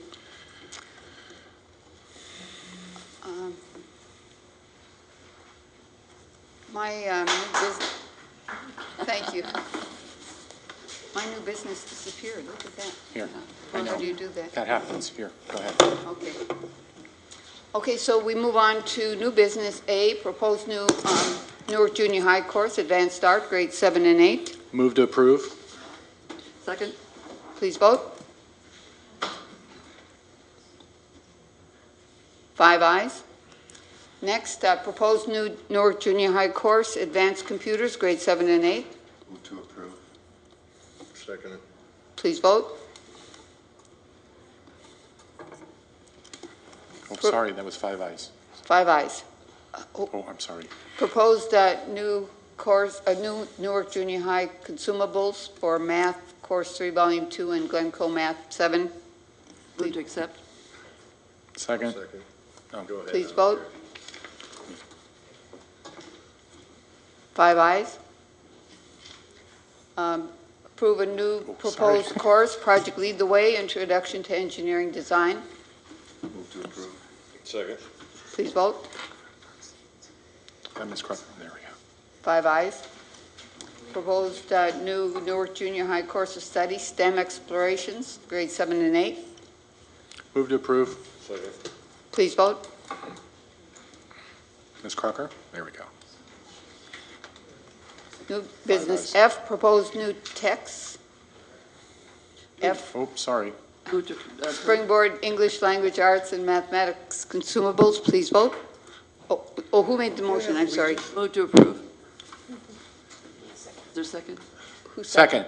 Sorry, I jumped the gun. Please vote. 5 ayes. Trying to get you out of here faster. These two guys are sweating here. Okay. The next item is a proposal for a new funding formula for Evic. Ms. Hilberg, Dr. Hilberg. Thank you. So what I'm proposing this evening is a funding plan to keep our East Bay BITSA induction program going in future years. Our former funding came to us from the state of California, and the state of California no longer supports induction consortiums. And so now with the local control funding formula, money goes to each district on an equitable basis, on a exclusively per pupil allocation. There are no more separate pots of money to fund specific programs. And it is fully the expectation of the state of California that each district fund their own induction programs or choose not to. That certainly is an option. However, teachers and the most sought after teachers are going to certainly go to the districts that do fund and support them in their induction process. So the proposal that I'm bringing to you tonight is one that was researched and put together by our director of the East Bay Induction Program, Leonore Ribasura. And what she did is she looked at many of our neighboring consortiums to find out exactly how they fund them. And so we put together one where any district that chooses to participate with us would pay for our services on a per credential candidate allocation.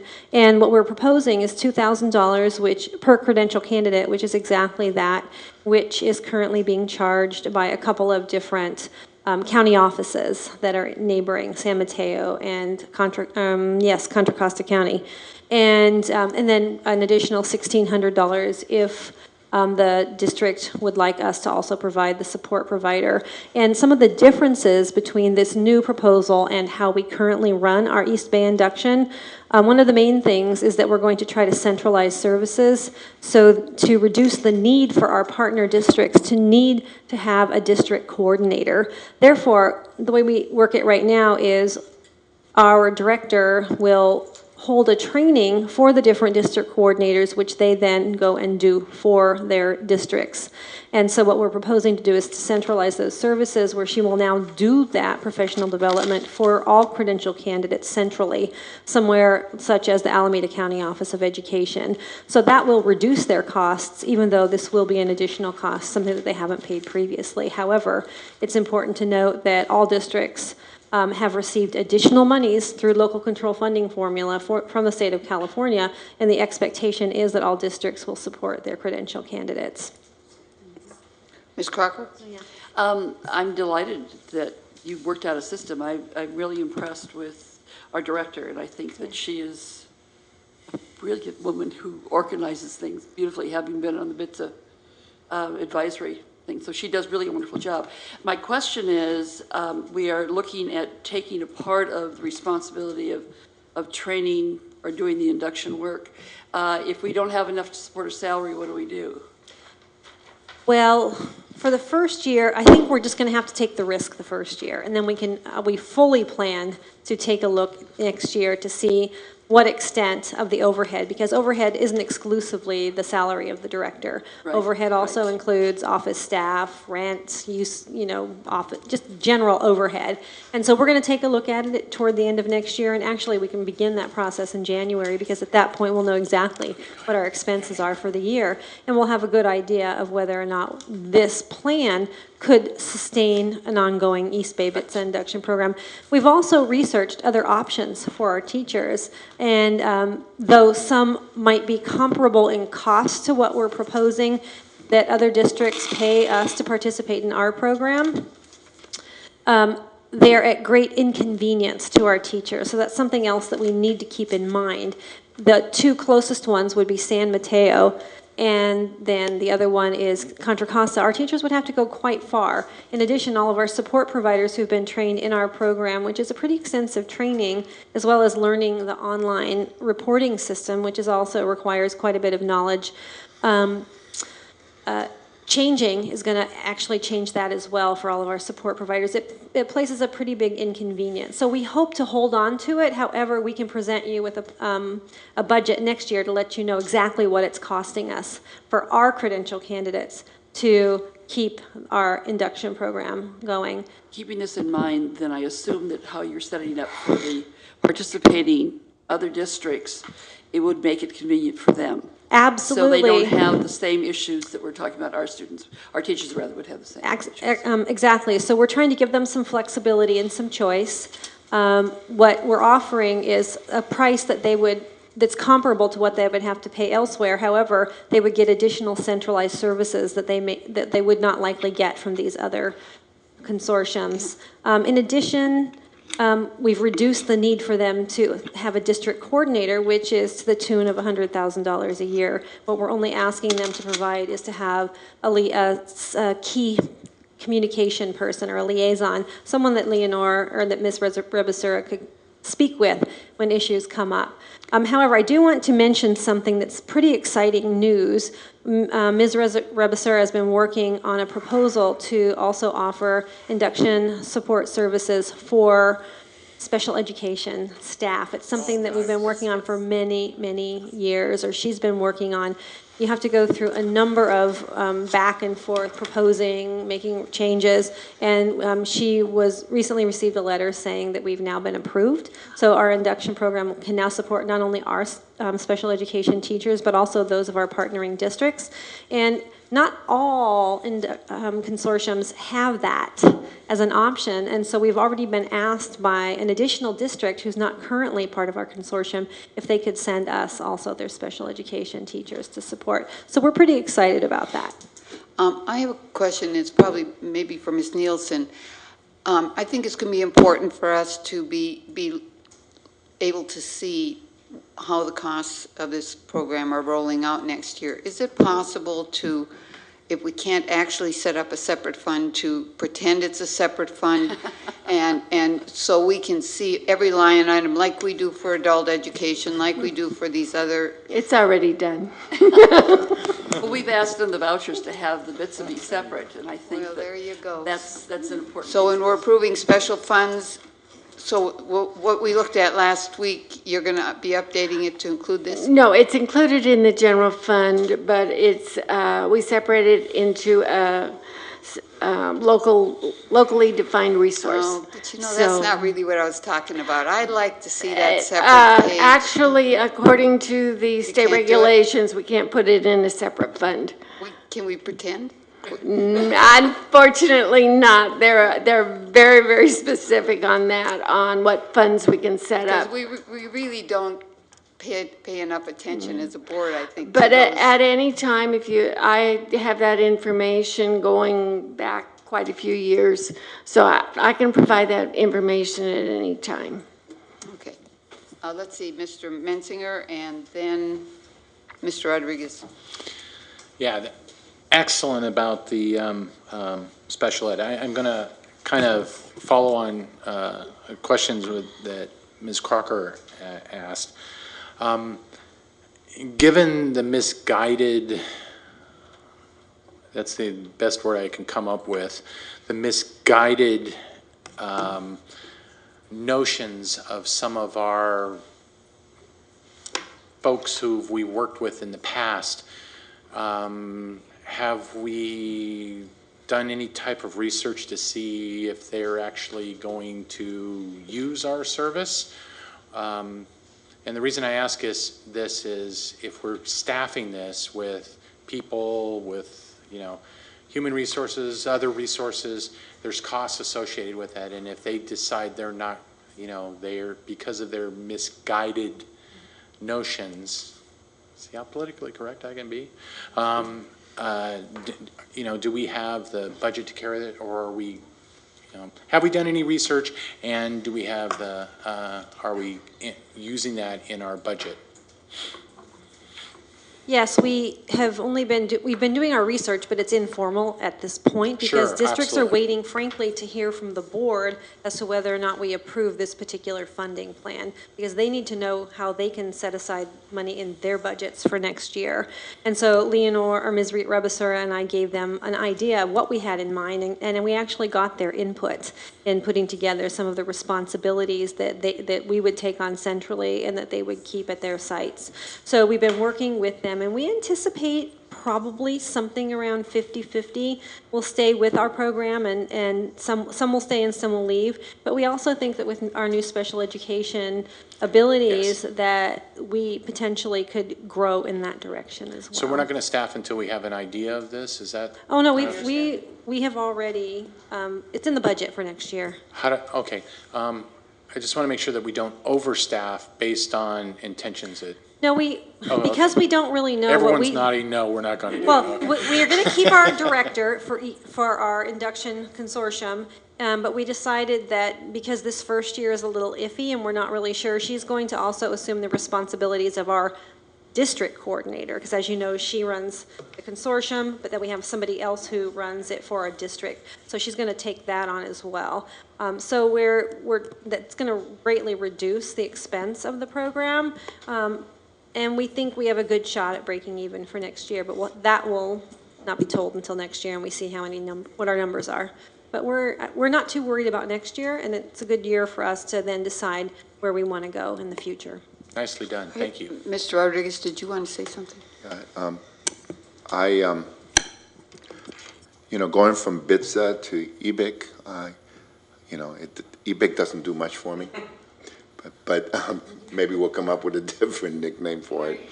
But I'm excited. One of the things that came out of the, you know, the Proposition 30, I think, that passed, and the fact that we're not, you know, the state is not taking money from us and with the funding, local funding, is the fact that we finally are to a point where the layoffs are almost minimal, if none, and we're hoping as time goes on that the teachers that we lost, excellent teachers, young teachers that we lost in the last 5 years, will rethink about going back into education. So I was talking to a couple of people, and what we hope is that as new teachers come back in, that this will be in place and that we can really move with it and be able to assist our young teachers the way we're supposed to. So, thank you. Appreciate it. Can we have a motion? I so move. I'll second. Go ahead. I'll vote. Please vote. Ms. Crocker? There we go. And thank you. We really would like to thank our visitors for hanging in there with us, but we're finally at that part of the agenda where we're talking about money in big amounts, and so our next item, and I imagine Ms. Nielsen, you'll introduce it, right? Actually, I'll introduce it, okay. President Thomas. This morning, Ms. Nielsen, Justin Rich from KNN and Charlie Feinstein from Morgan Stanley, we met at 8 this morning and did a presentation downtown for Standard & Poor's for our bond rating, and maybe either one of those gentlemen, so we basically spent the day together. Either one of those gentlemen may give a little precursor to that meeting, but we have 3 items. One is to approve the underwriting agreement with Morgan Stanley, which Charlie Feinstein is a part of, as it was our underwriter on our last bond. I is the approval of the paying agent agreement, and J is the approval of Resolution 1944 authorizing the issuance and sale of the general obligation bonds, election of 2011 Series B. And so both gentlemen have endured our board meeting to be here to answer any questions that the board may have of any of the 3 items, and they graciously agreed to be here. And if you do have questions, that would be great, or you could take them one at a time, and if a question came up, however the board is so pleased. Move to approve item H. I'll second. Please vote. 5 ayes. Go for I. Move to approve item I. Second. Discussion. Just Okay. one thing. It talks about the bank holding the money for a while and then forwarding it to the district. I didn't see anything about the interest. It seemed to be an open item. I don't know if that's something that's negotiable, or is that just whatever the current rate is? If you can answer that for me, I'd appreciate it. Sure. The paying agent agreement, so the funds that you're borrowing, the interest rates will be set on the day of pricing, and then the paying agent will actually receive the costs of issuance funds. The vast majority of the money will go into your building fund, not the paying agent. Oh, okay. So the paying agent really is there to It's like a middle. distribute the costs associated with your bond counsel, your financial advisor, Right. The printing of the official statement. Right. Okay, so what time frame are we looking at when the paid agent gets the money until we get it? Is it pretty quick? In terms of what? I'm sorry, sir. The time frame with the paying agent? Oh, about 30 days before they pay Okay. everyone. Okay, so the interest then would be whatever interest we're getting on the fund that it goes into? Yeah, exactly. And it usually goes into a mutual, Right. a money market fund. So it's not going to be much interest. Okay. It's a very small amount of money that Okay. they receive. Thank you. Thank you Sure. much. Absolutely. Do we have a second? Yeah, he had second. Yeah. Okay, please vote. Ms. Thomas? 5 ayes. So next we move on to the big one. I move acceptance of J. Second. Approval of resolution authorizing the issuance and sale of general obligation bonds. Please vote. It's the bond they let off. You hear that? 5 ayes. All right. I have a question. Oh. I might ask about all these things. I'm Oh, just curious okay. in terms of what it looks like we're going to be getting in terms of interest. Sure. I assume you're going out tomorrow. Yeah, as soon as you guys, go, Right, I sell them figured tonight. you're going to move faster. The pricing of your bonds is set for June 4th. Okay. We're currently at near historic low municipal bond rates. Municipal bond rates hit their absolute historic lows. It was late May, early June, so really almost exactly a year ago. And we're not quite at those lows, but rates have been coming down steadily. So you're hitting the market at a very, very good time. Thank you. Mr. Mansinger? I just wanted to thank you guys again. You guys did a phenomenal job last time. We worked very closely together.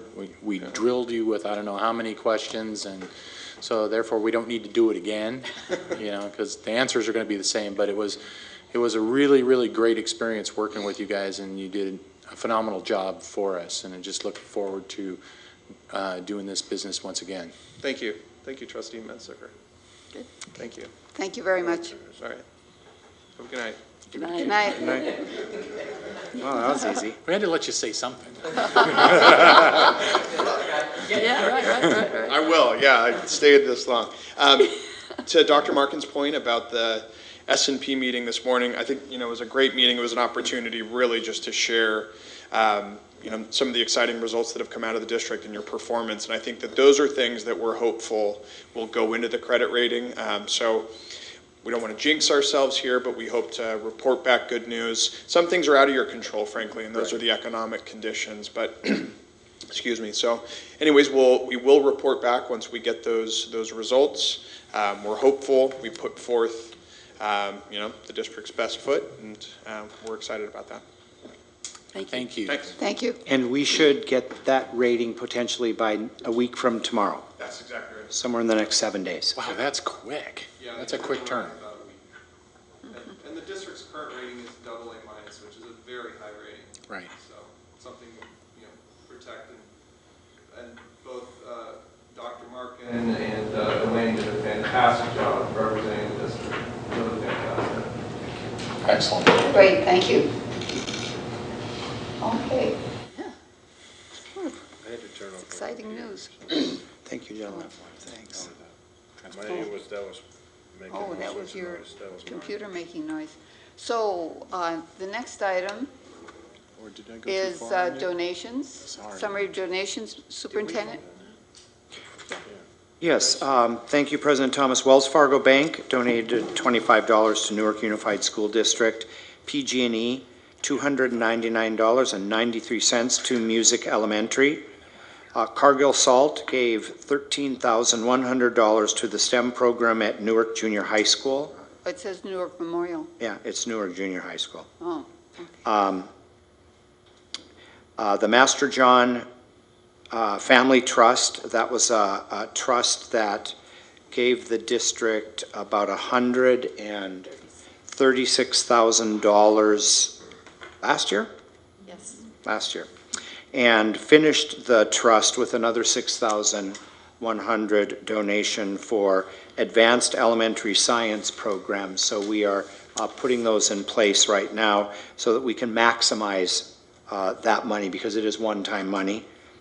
Ray Rodriguez and Nancy Thomas gave $100 each to the parent partners for the Latino literacy group, and that is the donations. thank you. I move acceptance. Second. You have to vote. I just Oh, you did. He- Oh, I'm sorry. someone had to Ms. stay Thomas? second. Ms. Thomas. I seconded it. Oh, Okay, Mr. Stadler. okay, so hang on, just so, Chris has this. I did. And then who was the second? I was. We good? All right. 5 ayes, thank you. So the next item, I asked that it be put on the agenda. We've talked about it from time to time, and it's not for action, but it's more for discussion to see how the board would like to proceed, if they would like to have staff look into it in more detail. But the athletic director, I've spoken to her briefly, and do you have something that would you like to introduce this topic, or should I? Well, the only interesting piece was there was a discussion and a concern about providing from the boosters one-way transportation. And in our meeting, actually, when was it, yesterday? Yes. Oh, gosh, it seemed like a week ago. In our meeting yesterday, that Rachel said that currently the boosters only provide one-way education, transportation. The district covers the rest of that cost. So there wouldn't be a 50% savings for the boosters because they only pay for 50%. So that was an interesting discussion, kind of a sidebar discussion yesterday when we were talking about the boosters. Would you ask Ms. Condon to come up? Ms. Condon, would you please like to come up? Can I make Because a Mr. Can Rodriguez, I statement? think, has a question for you. In the meantime, would you like to make a statement? Yeah, one of our concerns with the, so we can move to one-way busing was we have the freshman teams who go there if they're going, across town or to Fremont on the bus. Parents cannot pick them up. They have to stay through all of the freshmen, all through their game and then the varsity game, and then they have to wait to be bused back. Meanwhile, they could be at home doing their homework or whatever it may be. So the two-way I'm a little confused at what you just said. Pardon? You're saying they all go together and then they have to wait for the other team?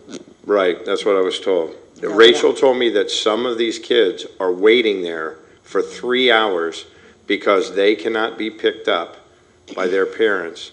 And that if we eliminated the two-way busing, that parents, and this is what most districts do, is they bring them one direction. Right, Dr. Markin? Mm-hmm. They bring them one direction and then the kids have to find their way home. I've been doing the transportation for the last 7 years. And may he rest in peace, Mr. Rich Swift had us only do local trips, which were Fremont, as one-ways. The freshmen were pretty much always round trip. Logan, I think Mission San Jose was also considered local. But our problem with the one-ways is, you're right, there are cases, like the junior high, for instance. I don't have anybody pick up those kids at the junior high. So we did it round trip. Well, the sports department or the athletic department doesn't have a lot of the money, so they want to make it a one-way. I'm not as worried about those kids not getting a ride home as I am the safety of us leaving those kids there. And the fact that we're responsible for, as a district, when they do an event for the school.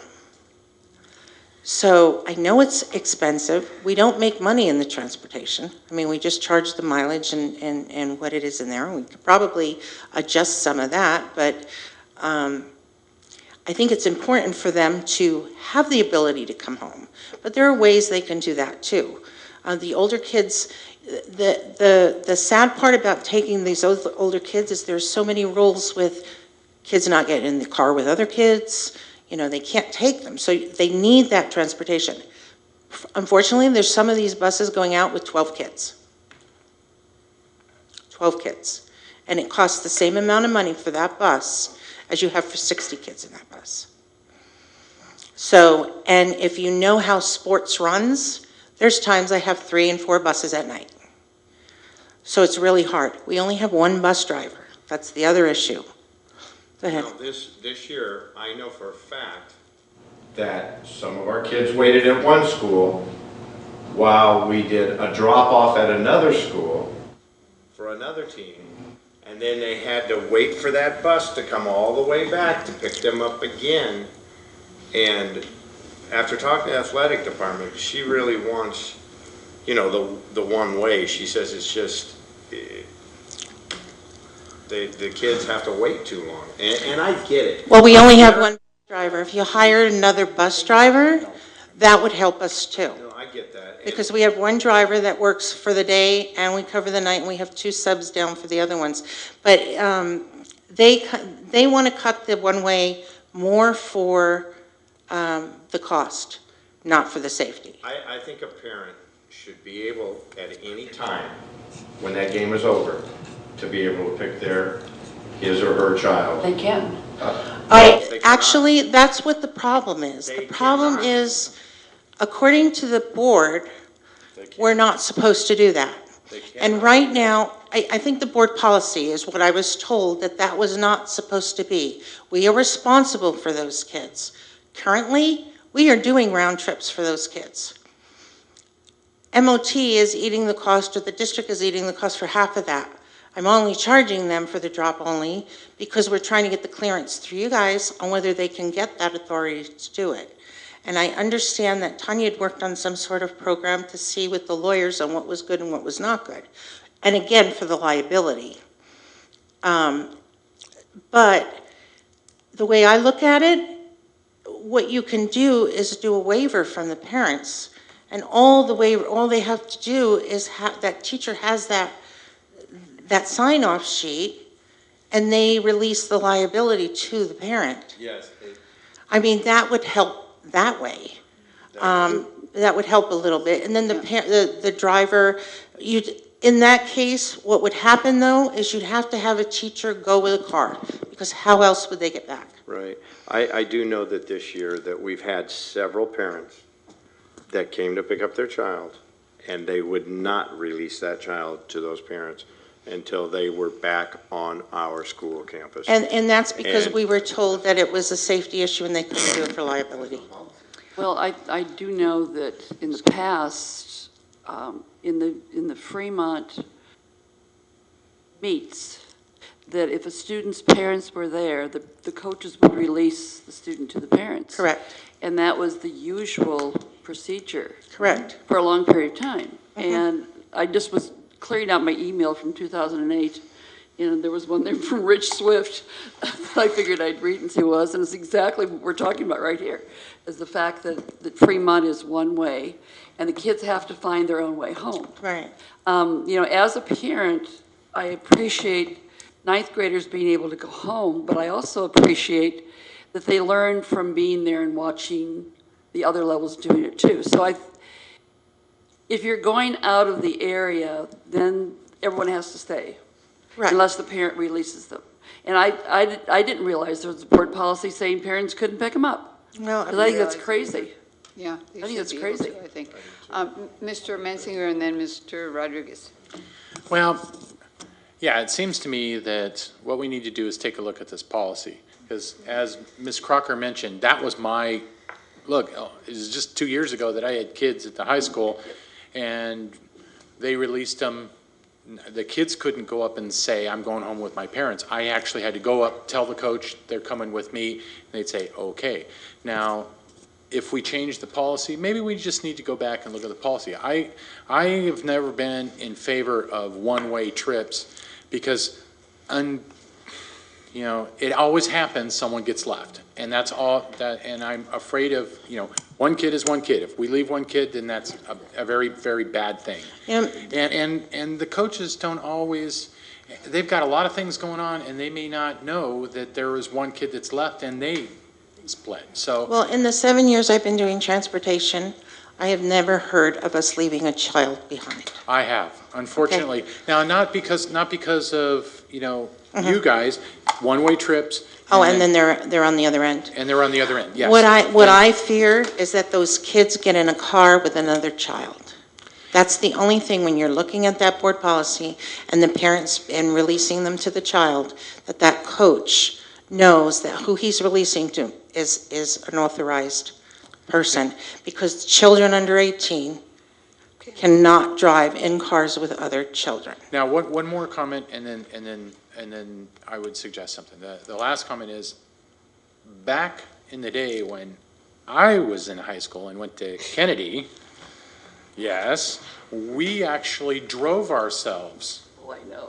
We actually drove ourselves to, when we were older or when we were younger, we found they actually drove the freshmen, but after freshmen, JVs and varsity were expected to find their own way there and their own way home. Yeah, but the horses didn't go very fast. Well, the horses didn't go very fast, and and then occasionally somebody fell off the back of a pterodactyl, but it did happen.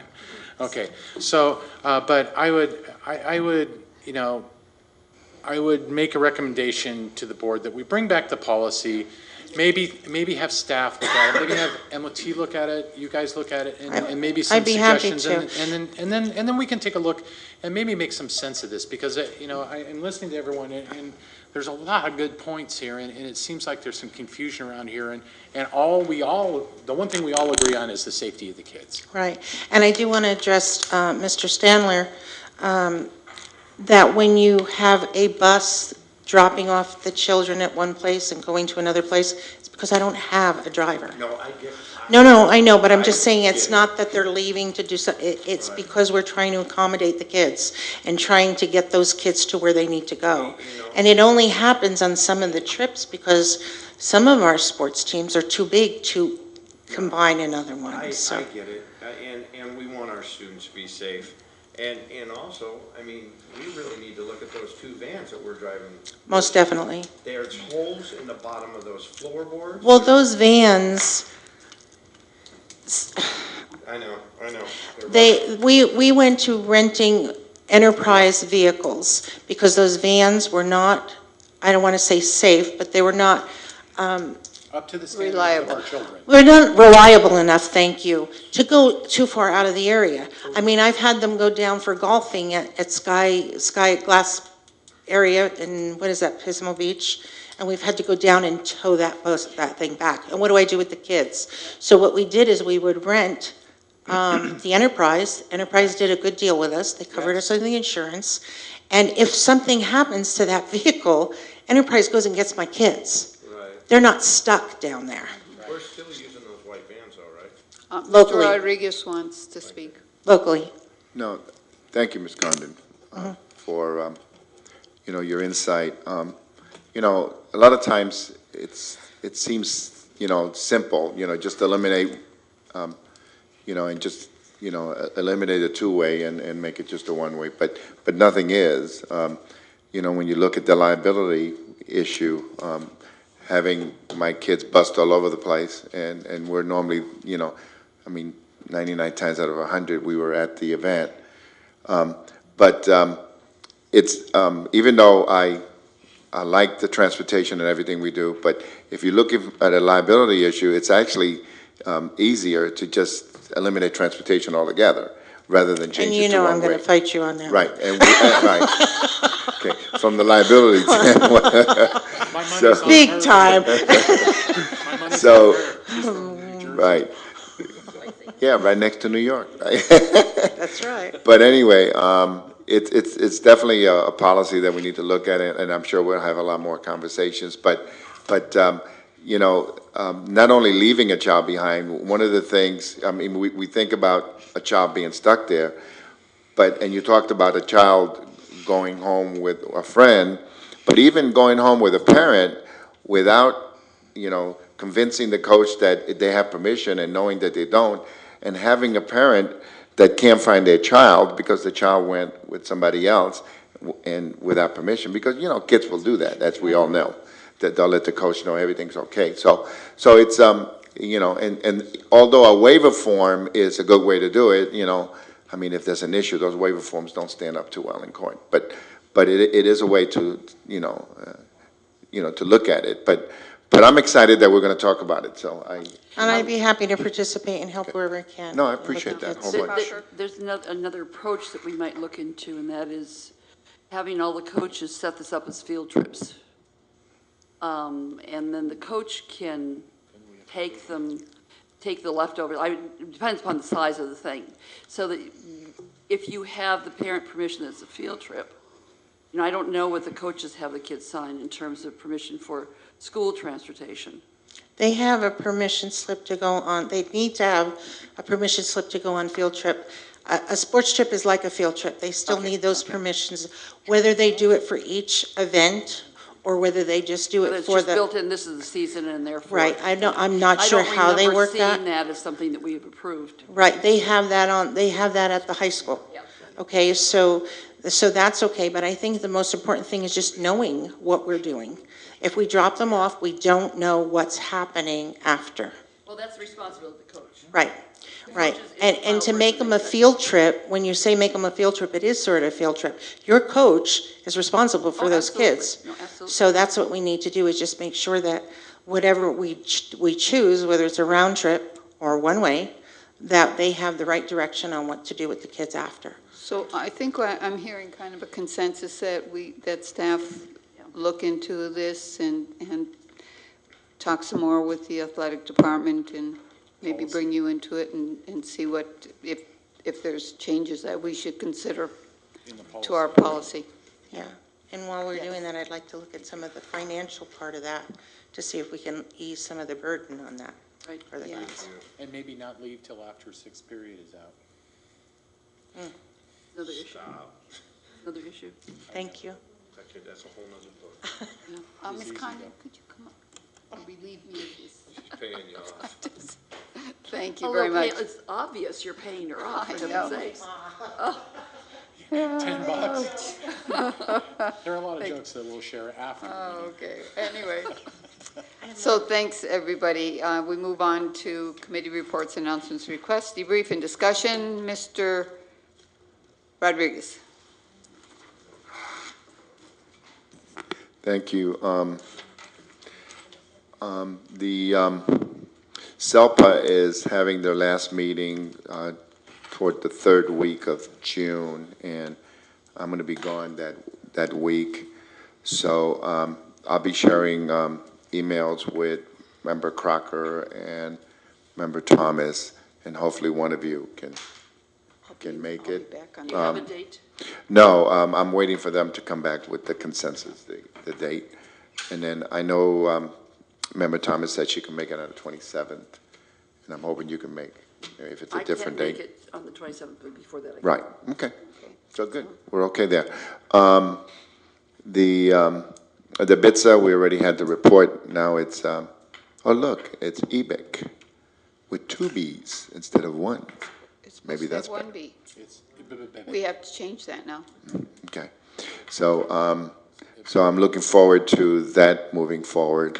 On the area of reports, it's been very frustrating the last few weeks having other superintendents and board members come before us doing public comment and chastise us for things, and which I thought it was inappropriate. However, having one of our most valued employees come up and talk about different things, that, as I'm sure it hit all of us pretty hard, because this is something, a person that we really appreciate.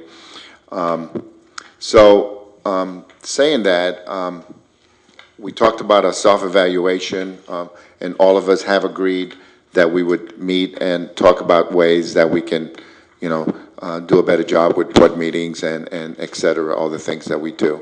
And hopefully, and I'm sure that some of the comments that were made will be something that we discuss. So I'm still looking forward to having that with the board. And I know we all agreed that we would do that, so that's what I... Ms. Crocker? The only thing I would say is I agree with Mr. Rodriguez. We have the important business of self-evaluation, and I think that we have got to plan a time for that before people start heading off places in the summer. So that's one of our jobs, I think, is to make sure we get done during the month of June. Other than that, I have nothing else to report. Okay. Yeah, I agree. And I think that we really do need to, at that time, really do need to discuss the minutes. Because that's, frankly, I thought I was doing a favor by saying we are requiring too much. And it certainly wasn't a criticism at all. It was actually the opposite. We, the board, are requiring too much in terms of the way the process is. So I think when we do meet, we need to talk a little bit about that and how we can relieve some of the work that is done. That's not a board self-evaluation topic. It is in terms of how we do our work and what our requirements of people. That's what I understood from the two folks here, the two members previous to me, and if it's not, then maybe we need to put it on the agenda and talk about it. Talking about just about anything, personally. Well, no, I'm thinking that that's something that is a staff role that we can advise staff on individually perhaps, but I don't see that as something that is part of a board maybe I'm wrong. Mr. Sadler? On a lighter note. Good grief. I went to the party for CSEA on Sunday. It was fantastic. Thank you for having me. Dr. Mark and myself made it to the choir recital. I don't know if you call it a recital or if you call it a concert. It was fantastic. Tomorrow night, the band is putting on, no, I'm sorry, Thursday night, correct? Thursday night. Dr. Mark? Yeah, I'm just looking. It's Thursday night. The band is putting on. Pardon? 5:30. At 5:30, the band is putting on their last concert of the year, isn't it? Yes. So that's going to be great. And that's it. No, Cinderella. Cinderella. You did an excellent job. It was a great show. I loved it. It was a great show, and it was nice to see all the seniors up there kiss the stage for the last time. And the young man that played one of the sisters, He was Drew. he took over the whole show. Drew. It was Drew, and he was fantastic. Tell us about your son. My son played the prince. And No, yes, but your son in June. Pardon? Your son in the next performance, stage one. Stage one came up to him and offered him a part, and he tried out and he got let me get this right now, the Russian man, the suitor in Fiddler on the Roof, and he will be in the July performance. Congratulations. Maybe you can spend like 5 seconds and talk to us about, didn't you go and sit through a meeting about chocolate milk or something too? I knew that was coming. I thought Dave was going to cover that one. No, we went to, let me tell you something, and I'm going to steal some of your comments, but when the first group of students came to us, and they were for chocolate milk, I really did. I wanted chocolate milk right then too. I mean, they really, these kids did an excellent job, and they had panels for chocolate milk and against chocolate milk. And let me tell you something. Where was this? This was at Snow School. Oh, okay. And I was all for chocolate milk. Man, double the chocolate milk, you know? And then when the panel came up that was against chocolate milk, I was like, oh no, don't give me chocolate milk, man. You know, these kids did their homework. They went to different websites. They quoted some of the same people, but it was excellent. It was their presentation. We don't know. Miss Cert was going to give that to Miss Sayer, so Member Stadler. They were persuasive essays, and we said to both groups, they did a really good job. Yeah. Very persuasive. They were fantastic. Yeah, very These were persuasive. 5th graders and 6th graders, correct? What's the difference in the sugar content between regular and chocolate milk? There's more You had to be there. You should, I wasn't there. I wasn't invited for it. More in chocolate. There's more sugar, but there's more fat in white milk. Well, fat's not bad. Nancy, can I mention the event, since you weren't there? Sure. The retirement event and please, longevity. yeah, I really, And the gentleman. I hope you talked. apologize that I was, No. Charlie did. or someone and, did, yeah. Thank No, you. we put you out under the Yeah, bus. did you You feel, throw us under you the feel bus? these, you feel these tracks right here? Oh, Those are the bus. No, Charlie drove it. Oh, okay, But, because I really, that's the first one I've missed in forever. Yeah, And we in apologize. all my years of being to these events, this was the greatest. The choir song? Yeah, it was just Mr. Irwin and your staff and Dr. Markin, and although they said Elaine retired after 3 years, and everybody's wondering, why is she leaving so soon, We've all wondered that. But it was just excellent. And then Gavino, who I've known for a long time, and having our own people put together the food and stuff. It was, and again, the partnership with the city, and I'm sure getting that location at a pretty good price. Thank you, Dr. Markin. It was well attended. The one thing that could have made that better is if our students that made that food could have been there to take recognition for it. From the ROP. ROP culinary. Was that Rocky's class? Chef Chris. Chef Chris. Yeah. That's from the high school. Yeah, is that, yeah, okay, yeah. Right. Yeah. What's his last name? You just call him Rocky. Okay. It's Yeah, okay. Same guy, yes, that's who it was. Yeah, we can have the Bridgepoint culinary class do it next year. Yeah. But anyway, it was great. Thank you. Yeah. Excellent. And of course, the reason I missed it, I was at the CSBA Delegate Assembly, which was just excellent. I sent a report on to the board members, and Dr. Markin, if you want to share it with your staff, if I didn't. It was just an excellent informational day and a half. And we have a caucus in the morning the first day, so we start at 7 o'clock in the morning.